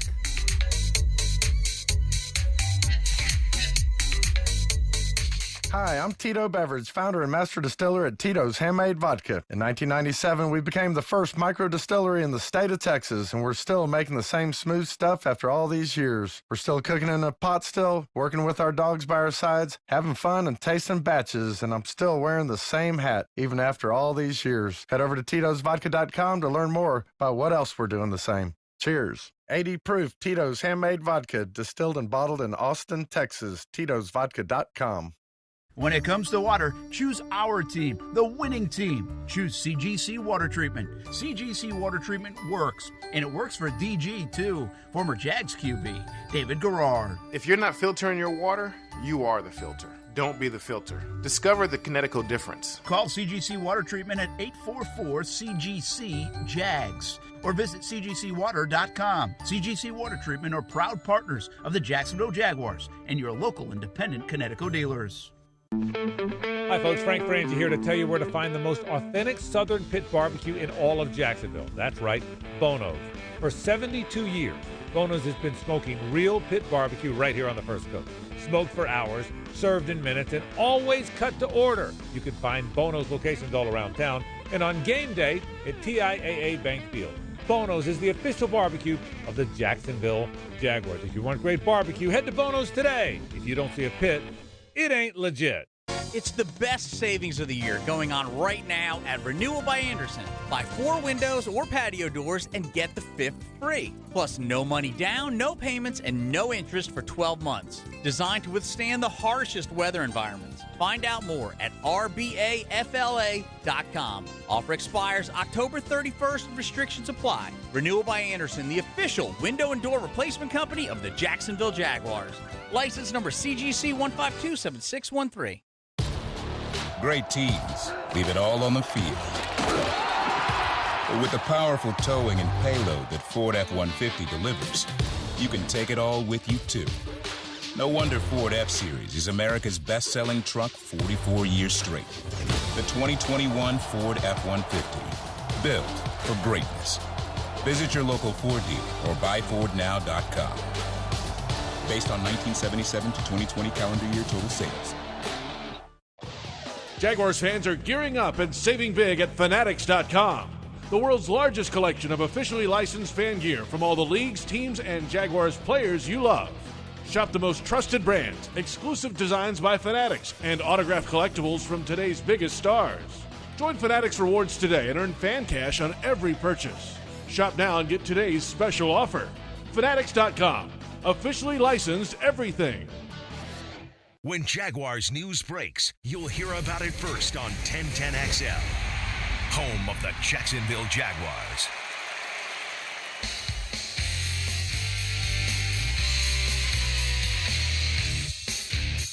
It's an interesting way we do it. Zach is a tremendous guy that's upstairs, and the official was right with me. And I said, I'm going to challenge this. He said, Coach, I already looked at it. And then I kept staring at the video, and then the guys upstairs says, Coach, that is a fumble. It's an open, I kept saying open hand, it's an open hand. That is a fumble. Critical point of the game. And I'm looking at it, and the official was actually great. I said, I'm going to challenge this thing. He said, Coach, you can challenge this. And upstairs, they were adamant there was a fumble. And I held on to it. I said, how much more time do I have on this thing till I can't throw it? But the officials were great on the sideline. The communication was great. I said, okay, and then boom. I really believed it was, and so did the guys upstairs. That's Urban Meyer today explaining the challenge on the Chaisson hit and the incomplete pass as it was ruled later. Welcome back. It's Jaguars Happy Hour. JP Shadrick, Tony Boselli has a fresh cup of coffee. He was much more calm there than he was. Is that hazelnut? It smells awful. French vanilla. French vanilla. Pete Prisco's with us as well. He was much more calm there explaining it than he was on the sidelines during the – did they show that on TV? Him being animated during the challenge flag throw? Yeah. Oh, yeah. It was all over the TV. Yeah. They had an ISO on him on that play, yeah. It was like holding the flag, waiting to hear officials right there with him. There was a lot going on. A lot of moving parts. There was a lot of moving parts. Oh, man. The part that got me on that bike, though, was what did you think of the call? I thought I would have challenged it. I thought it was close. Yeah. Yeah, I would have challenged it, too. Yeah. It depended on the angle. One angle I looked at him like, I think he lost it. And then you see another angle, it's like, ooh, maybe it started moving forward a little bit as he controlled it still. So it was probably one of those calls. If it was called on the field, or fumble, maybe I don't know. It was close. But Sterator on TV said, it was the right call to call it incomplete pass because he still had a grip on it. But he also said, and I disagreed with him on this, he didn't think the opening drive was a fumble on Dan Arnold. I thought it was clearly a fumble. The turn is the football move. How I understand the catch today, now it's changed 50 times since I've been alive. But they simplified it a year or two ago. But 2 years ago they said if you catch it and make a football move, it's a fumble. And if you look at him, I don't know how you can catch the ball with your back facing one way and you turn 180 degrees and then fumble it and not constitute a football move. I thought that was a fumble. Sarator said no on the TV. Yeah, well. He's been wrong before. Yeah, that's what I said to somebody. We've all missed some before. By the way, I was pretty darn close to how long it's been. I said 365 plus 3 weeks is 21. 386? So it's 393 days. Not 386. Because I didn't count Monday. Today.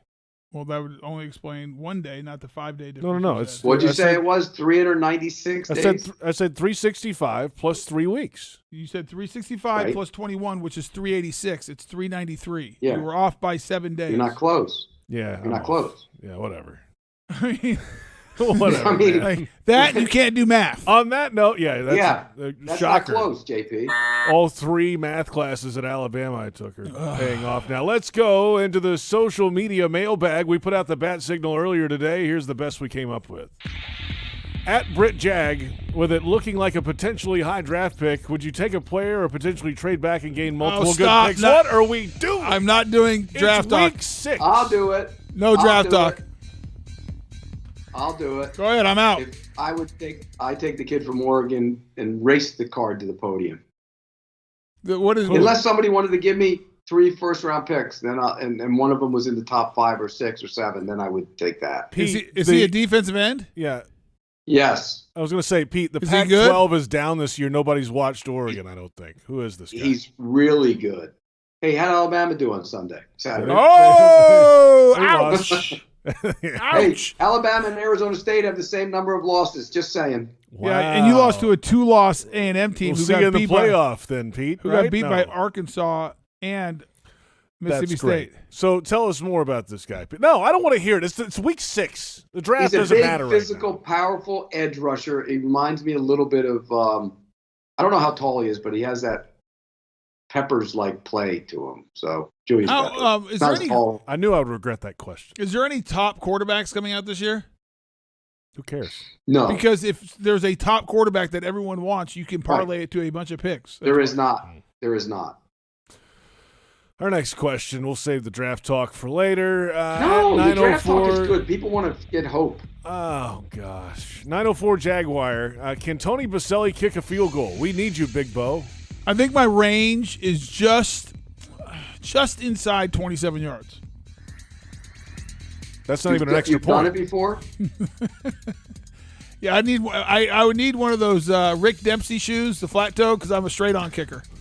Tom Dempsey. Tom Dempsey, Rick's brother. Rick Dempsey played for the Orioles and the Dodgers back in the day. Shocked you didn't say Mike Dempsey, our pregame. Rick and Mike's brother, Tom. Hey, have you ever tried to kick a field goal, Tony? Yeah, with this. Yeah. It's hard. You're a straight-on old style. Yeah, I can't soccer style do it. I've tried. It goes nowhere. Plus, it hurts. Our next question, moving along. At JKillJags Swag 904, there's 2 questions here. Are the Jags the least talented team in the league? That's 1. 2, does the fact that half the staff is essentially learning on the job the ins and outs of the pro game, is it a factor on why we can't overcome the talent gap? Pete? God, these are tough Are they questions. the least talented team in the league? Close. The Texans are right there with them. And the Lions are right there with them. And oh, by the way, well, I think the Jets have some good young talent on their team. It's just their quarterback's not playing very well. The Jets have this really good linebacker, I've noticed, outside linebacker. Yeah, and did you watch him yesterday? He was all over the place. Quincy Williams, back-to-back weeks, he's took over the game. I don't know where he's from, but man, he's a good player. Have you ever heard of him, Pete, before? On him and he could have covered somebody in coverage. JP, have you ever heard of Quincy Williams before? No. Me neither. So what about the second part, Pete? Staff is learning on the job. That makes it tough. Yes, it does make it tough. You got to become an NFL coach. There's a big difference. I do not think we're the least talented team. Who is? I have no idea, but we have Trevor Lawrence. And if you have Trevor Lawrence, you can't be the least talented team. Well, you're the least talented team in terms of hope. Not if you have Trevor Lawrence. Hope, but he's better than Jared Goff right now, right? So the Lions, he's better than Zach Wilson right now.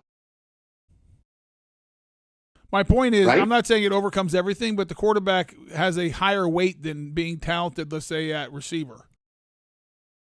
Right, and by the way, the Lions aren't very talented at receiver either. I'll say this: the Lions they have a good offensive line. They have They're good backs. They play tough. They have 2 good backs. And they've lost the last 2 weeks on epic field goals. Yeah, like the all-timer last week and a 54-yarder this week with no time left. It's 2 of the last 3 weeks. Right. Yeah, 2 of the last 3 weeks. Come but on. They're in games. They're in games right to the end. Question number 4.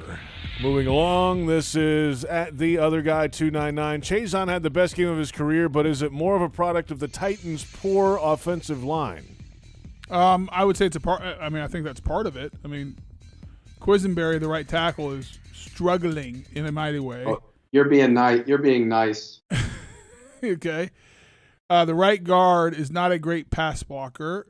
Saffold is at the end of his career. Ben Jones he's a decent center, And Taylor Lewan's coming off an ACL, and he's trying to recover, and he's nowhere near the player he was pre-ACL. It's a bad line. And so, yes, it's probably a product of that line, but he just looked more active. Maybe that might be something that needs to get – he can use it to get going because he looked like he was faster. He played faster than he – so who knows? He's got a long way to go to get to that draft status. Let's put it that way. It's the second time you dropped that today, Pete. Well, I mean, it's in fact. Well, you draft him where you draft him. He's supposed to be a dominant pass rusher. He's in draft talk mode right now, JP. Oh, he's locked in. He's ready for April. For the draft. When are we going to see your first mock, Pete? No, I don't do them until after the season, but we got guys that do them year-round. Our draft guy does them year-round. Who's he have? By the way, if the draft were held today, the Jaguars would pick first. Yeah, no kidding. Again. Thanks, Pete. Thanks a lot, Pete. That's real nice. Has that ever happened in back-to-back years? The same teams picked first overall? I have to look. I don't think it has. Add it to the list of things if it continues like this. Let's get our next question in. Social media. This is from @Dylan Kiernan. Can the Jags just run the ball every play? And how do you give J-Rob one carry with 1st and goal from the 5? Run your stud until they stop you. No need to switch it up for the hell of it. Yeah, I mean, he only had 6 carries in the second half. He had over 100 yards in the first half, and I don't know how you come out and give him 6 carries in the second half. I mean, I would give him 20 carries a half at this point. I'm being facetious there. But he should – I've said it all along. He's the most productive, best player on this team. Trevor Lawrence is the most talented and will be the best player, and he's the franchise. He's the most – so this is how I look at it. Trevor Lawrence is the most important player and the most important asset this franchise has. James Robinson is currently your most productive player. By the way, having the offense run through your most productive player, James Robinson, will help your most important player and most important asset get better and grow. Particularly with the way his weapons are on the outside. The ball. James Robinson, 25 carries a game. Especially the offensive line's a good they do a good job run blocking. I agree. Give him the ball. Give Warhop credit. Help open up. That's how you're gonna get your receivers going. That's right. Run the football. Even with the backup linemen that are going to go in. Yes. Barch is in there, and now you're going to have Shatley probably. Barch has done good. Shatley's played a lot of football. He has. He's fine. Yeah. So run the ball. Give it to J-Rob. 25 carries a game. 25, says Coach Boselli. Let him go. The guy's a good football player. Very good. One more question today. Let's get to it. This is from @Stu Witters. Are any of you going to make the trip to London next week? If so, hit me up for some places to have entirely responsible and in no way potentially scandalous beer drinking over the weekend. Ooh, I might come now. I'm out. We're out this year. Radio's not going. We talked about it, and they're not taking the coolest people in the organization, the radio team. I mean, it's what it is. Unfortunately. Hey Tony, you made a good point there before that James Robinson is the best offensive player right now. Where would you rank him in terms of the best running backs in Jaguars history right now? And I know it's a small body of work, but you could tell by the talent where he would rank. So number 1 is Fred. Right. Number 2 is Maurice. I was going to say, I know who would listen to this and get back. No, Maurice is the second best by far. Maurice. I mean, the 1 and 2 are so far above everybody else, it's not even close. Right. And then after that, I mean, James Stewart was a heck of a back. Is he better than James Robinson? I think James Robinson is a better, has maybe better vision. But remember, when we switched to that zone scheme, the 2 games that James Stewart beat out Fred Taylor, Fred's rookie year. James Stewart had back-to-back 100-yard-plus games in the first 2 games and then blew his knee out game 3. And then Fred came in and did what Fred did. But he went on. James Stewart also went on to Detroit, had a couple 1,000-yard years. What about vintage Natron Means? He was here too short. I mean, the playoff run he had was all time. And then after Fred and Maurice, like James Stewart I think James Stewart was a better back than he got credit for. One, he got hurt Right. when he was starting to roll. How many years was Stewart here? He was here 4. 4 years. So if you ranked them, it would probably be Fred, Maurice, then a big separation, Stewart, then who? J-Rob. Robinson. Robinson has to be there. And he might pass pass James Stewart. I mean, J-Rob had 1,000 last year. If he gets another 1,000-yard year this year, which I will be shocked if he doesn't, probably put him ahead of J. Where does Tampa Bay Lenny rank? He's not as good as James Robinson. No, he's not. Joe Fortunato chiming in now, our manager of radio. Yes, Joe. Hey, your guys' question about who was drafted first 2 years in a row. Since 1999, Cleveland has done it twice. Two years in a row? Back-to-back number ones. That's right. They did it with Baker and Miles Garrett. Baker and Miles Garrett. And in 99 and 2000, Tim Couch and Courtney Brown. Yeah. That didn't work out that well. Yeah. How about that? And by the way, Baker hasn't worked out as well as if they had taken Josh Allen. Yeah, Josh Allen's pretty good. Yeah, right. Miles Garrett was a pretty good pick, though. Great pick. Courtney Brown was not a good pick. And Tim Couch was not a good pick. Courtney Brown was okay. He was a good player, not He was great. okay. He was okay. Not the first overall pick. Tampa did it twice, 76, 77. Oh, speaking of, that is the only other team. Leroy Selman and Go ahead. God, let me think. Leroy Selman and it was it a halfback? Halfback. Give me the position. Halfback. Was it Bo Jackson? Ricky Bell. No. Ricky Bell from USC. Right, from USC. Yeah. The late Ricky Bell. Those teams, by the way. They picked him over Dorsett. Those teams lost 26 straight games to begin their franchise. 76 and 77 Buccaneers. It's next up if the Jaguars continue to lose, unfortunately. You know, speaking back to the Cleveland, and it was interesting. They went back-to-back quarterback, pass rusher. First time did not work out great. But Tim Couch was better. I mean, he took the Browns to the playoffs. And then it was a disappointment. All right, well, but you took him to the playoffs.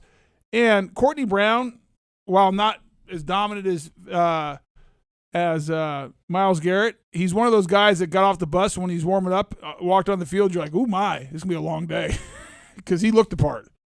Oh, he was a big physical dude. Like he was a good player, just not dominant like Miles How many Garrett. sacks do you think he had in his career? Probably 28, 30. 19. Yeah, he was more of a run player. Never had more than 6 in a career. He was a run. He was a right. You know what he was, Pete? He was a left defensive end back in the day. Great against the run, physical.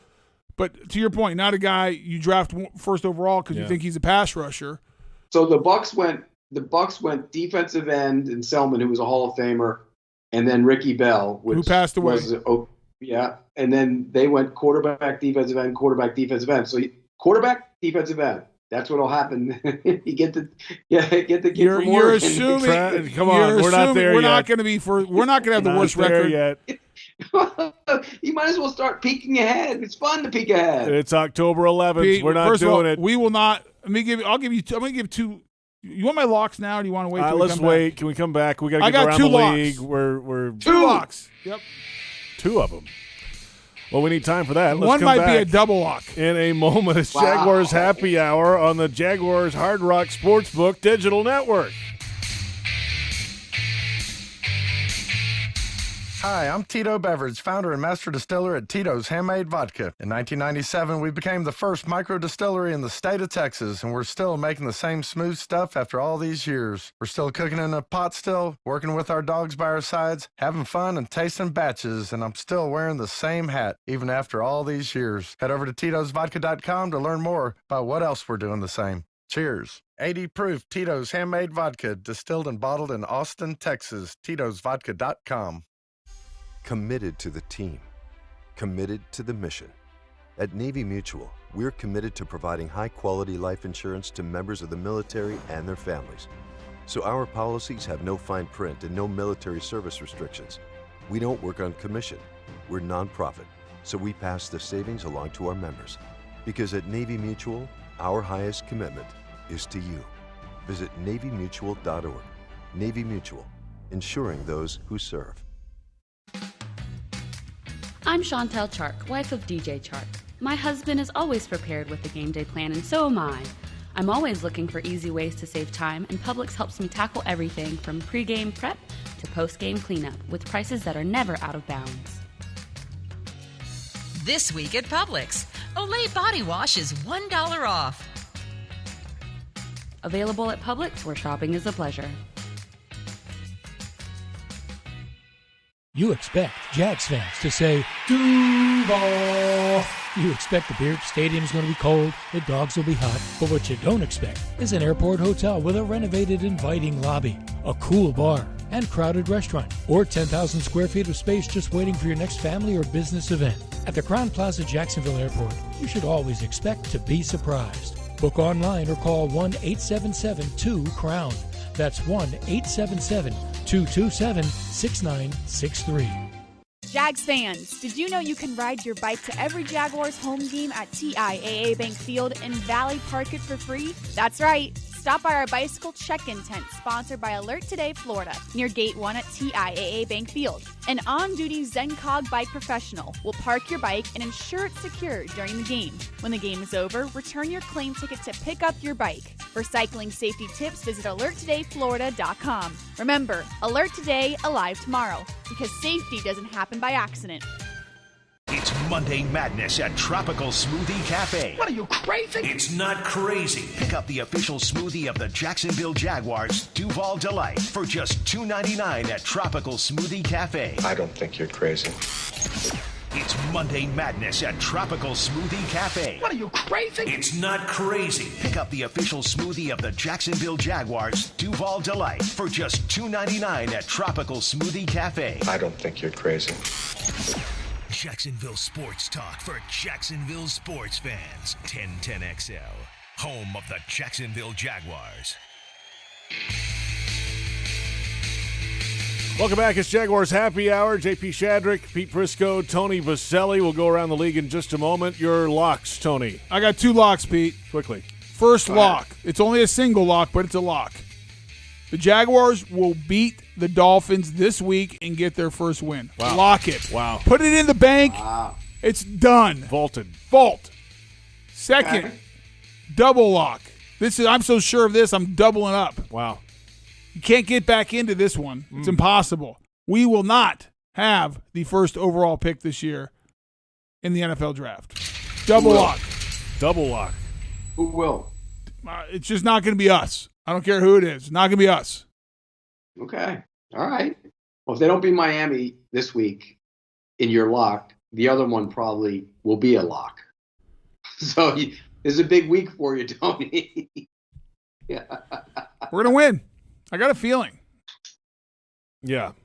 I like those. The locks are in. Let's go around the National Football League and hear some of the top sound from radio this week. We start in London. The Falcons. Kyle Pitts had a huge day, including this first quarter touchdown called by West Durham on Sports Radio 92.9 The Game and the Falcons Radio Network. Jason Spriggs has come in, announced as the extra tackle. He'll be on the left side. Lee Smith and Kyle Pitts go to the right side. Now Smith back to the left. I formation. Keith Smith and Mike Davis. Play fake by Ryan Matt. Going to throw for the end zone. Caught! Touchdown! First career scoring catch for Kyle Pitts. Yeah, what a day at the office for Pitts, Pete, and boy, they really got him going yesterday in London. Well, they've been waiting for that. Hadn't played to that level, and there were concerns about him. But he was one of those young players who was just thinking too much when he's learning the coverages, and now he knows the coverages, and this is what you're going to get for him. They played without Ridley yesterday as well. I mean, Matt Ryan was outstanding on Sunday, outstanding. And the Jets, Zach Wilson's not ready yet. I mean, that's one thing about the Jaguars. There's a real separation between Trevor Lawrence and Zach Wilson right now. Agree. Yeah. Not close. Let's move along. The Eagles and the Panthers. Jalen Hurts with a 6-yard touchdown run to take the lead in the fourth quarter. Merrill Reese, the great, on Sports Radio 94 WIP. 2nd and goal. In the gun. Hurts is back. He gives it, he keeps it, and he runs in. He fakes to Sanders, and he runs in for the touchdown, and the Eagles take their first lead of the game.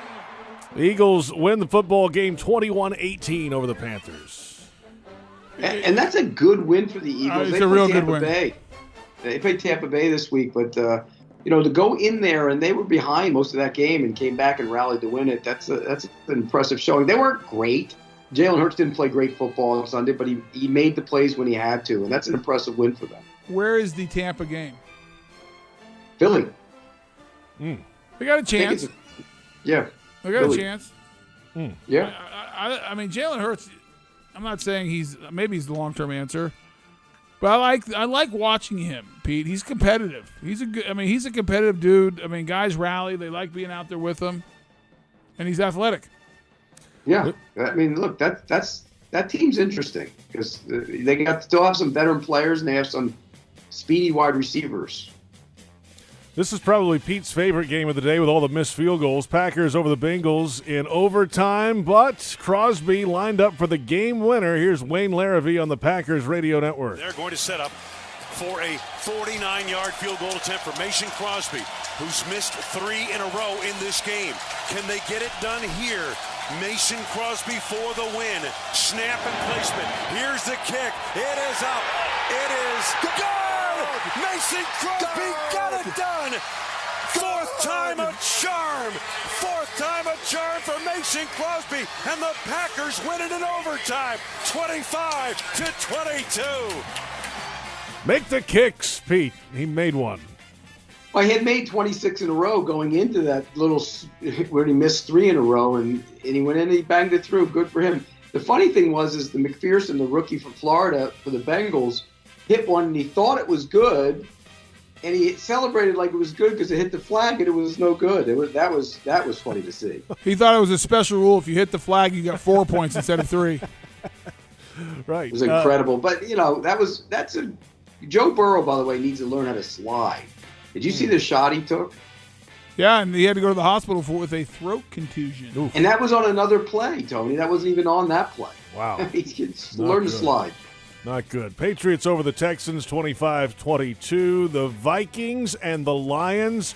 A last-second field goal attempt for the Vikings. Paul Allen had the call on the KFAN Minnesota Vikings radio network. Greg Joseph has one game-winning field goal in his career, 2018 with Cleveland against Baltimore.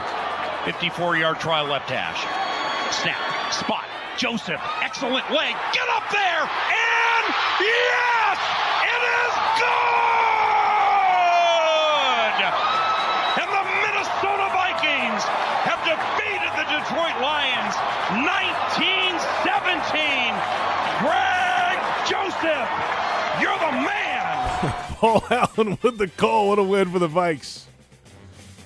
Yeah, and they didn't play very well in that game. They looked like they had it in hand. It was 16-6, and they let him back in it and had Madison fumbled late in the game and gave the ball point blank to the Lions, who went down and tied the game up. And did you see the weird sideline exchange with Kirk Cousins and Mike Zimmer after the game? Yeah, it was like pushing each other. I thought he was going to punch him Yeah, or something. what was that? I don't know. Hey, Pete, was it a good idea to start Dalvin Cook as your in fantasy as your running back yesterday? No, considering they announced it before the game that he wasn't playing. Oh, yeah. A friend of mine started him in fantasy this week. What? Why did he? Who was that? Oh, just this guy I know sitting about 6 feet from me right now with glasses. Hey, Pete, what's wrong with you? Did you pay attention before the game? Obviously not, Pete. But fortunately, Tom Brady threw 5 touchdown passes. We'll get to him coming up in just a moment. Steelers over the Broncos. Najee Harris, the rookie running back, with 122 yards. And this 1-yard touchdown jump. Bill Hillgrove on 102.5 WDVE and the Steelers radio network. On second and goal at the 1 at 2:17 and winding.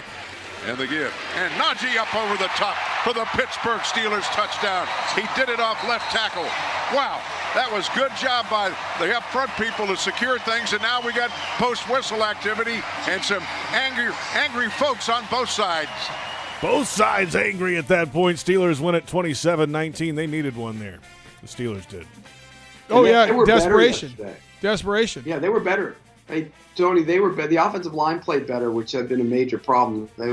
They had that game in hand, and they allowed Denver to get back into it, which was weird. they had dominated the entire game, and then you know how like sometimes it gets away from you, and they let him get back into it. No Juju Smith. Out for the year. Yep. He averages 8.8 per catch anyways. It's not like he scares anybody. We move along to the Tampa Bay Buccaneers and the Miami Dolphins. Tom Brady threw those 5 touchdown passes, 2 of those to Mike Evans, including this 22-yarder in the fourth quarter for good measure. The great Gene Deckerhoff on the Buccaneers radio network. And the slot to the right is Mike Evans. He caught a touchdown pass our last drive. In motion, Tyler Johnson. Here's the snap, and here comes Fletcher. Brady throws a seam rock, caught by Evans. He gets a block. Touchdown, Tampa Bay. Mickens with a block, cleaned away for Mike Evans to score his second of the day. Fire the cannons. Yeah, they're firing them indeed all day long in Tampa. Tom Brady threw 5 of those, Pete. Yeah, he was on fire. And then, look, he's got so many weapons. Antonio Brown was outstanding. And you knew after a lackluster performance against the Rams and then a so-so showing in the rain against New England that he was going to come home and light it up, and he did. He was, I mean, the guy's playing magnificent. His only 2 picks, one was a tip ball and one was a Hail Mary. So, He's Pete, been outstanding. let me ask you a question. NFC, everyone's healthy. Everyone's 100% healthy. Who's the best team in the NFC? Tampa Bay. On a neutral everybody, site. Yes, everybody healthy. But right now, their secondary, not healthy. No, I know Levante David's now hurt and not going to play this week. I mean, they have injuries up, across the board. So, but everybody healthy, Tampa Bay is the best team. Yeah. Let's move along now. Saints over Washington, 33-22. The Chargers over the Browns, high-scoring game, 47-42. Herbert is a stud. Played well. He's a star right now, by the way. Star. Not I'm sure waiting, I'm sure Miami's happy they took Tua. The Bears. Oh my gosh, this kid, he just can rip it. Bears over the Raiders 20-9, and then the Cardinals with a win over the Niners. Kyler Murray hit DeAndre Hopkins for this touchdown with 5:13 to play to open a 10-point lead. Dave Posh on the Arizona Cardinals radio network. 5:20 to go. Cardinals lead 10-7. Can they put them away? Can they get a touchdown? Snap to Kyler. He throws a fade left side in the end zone, and it is caught for a touchdown by D-Hop. D-Hop caught it with Josh Norman draped all over him, trying to pull the ball away. Even if it's a simultaneous catch, it goes to the offense. They lift DeAndre Hopkins up in celebration after an incredible grab for a touchdown. Ended up being 17-10 final. Arizona undefeated. Shocking. Yeah, and that was not a good look for them yesterday, but it's a good sign. And the reason I say that is offensively they were stagnant. You know, they didn't play very well. Murray didn't play very well, and they found a way to win a game. Now, they were playing a rookie quarterback in Trey Lance, but you found a way to win a game ugly, and that's usually a sign of a good team. They did. I agree. They did. Speaking of rookie quarterbacks, Pete, quickly, rank the first-round draft picks so far this season of quarterbacks. Hurry. Trevor Lawrence, clearly number 1. Then Mac Jones. Then Justin Fields, maybe. Then Zach Wilson. Then Trey Lance. And then Davis Mills was outstanding on Sunday, by the way. He was. 3 touchdowns in that game. The Cowboys over the Giants, by the way, 44-20. And the Bills over the Chiefs last night. Weather delay at halftime. Yeah, I went to bed. I did as well. Like no way I was staying. I didn't. That was a beatdown. They're good. They're the best team in the AFC right now for sure. I'll take the Chargers. Thank you very much. That's our look around the National Football League. Time now for Monday Night Football. It's Old Baltimore and New Baltimore. The Indianapolis Colts are 1-3, and the last hope this week to keep pace with the Tennessee Titans in the South. They'll head to the Inner Harbor to face Lamar Jackson and the 3-1 Ravens, who can keep first place alone in the AFC North with a win tonight. Who you got on the Inner Harbor tonight at the Big Crab Cake? I think it's closer than anyone thinks. I still think Baltimore wins. I think Baltimore wins easily. Back-to-back, the back road games for the Colts. 3 straight. That's brutal. Ravens home for the first time in 3 weeks. I like the Ravens. And by the way, the Colts can't defend the pass. They will give up a bunch of big plays in the passing game. I love the Ravens tonight. Oh, is that a lock, Pete? Lock. Blowout. Wow. Lock. He locked it. There it is. It's vaulted. It's in the vault. It's in the vault. Pete, I think I can pick that lock, though. Pete, have a great week. We'll talk to you, man. All right, guys, take care. Pete Prisco out of here. Tony Vaselli out of here as well. See ya. What a week it's been. Joe Fortunato, Brent Reber, Trent Padilla, our entire crew. I'm JP Shadrick. Thank you for listening and watching on Jaguars.com tonight. This is Jaguars Happy Hour on the Jaguars Hard Rock Sportsbook Digital Network.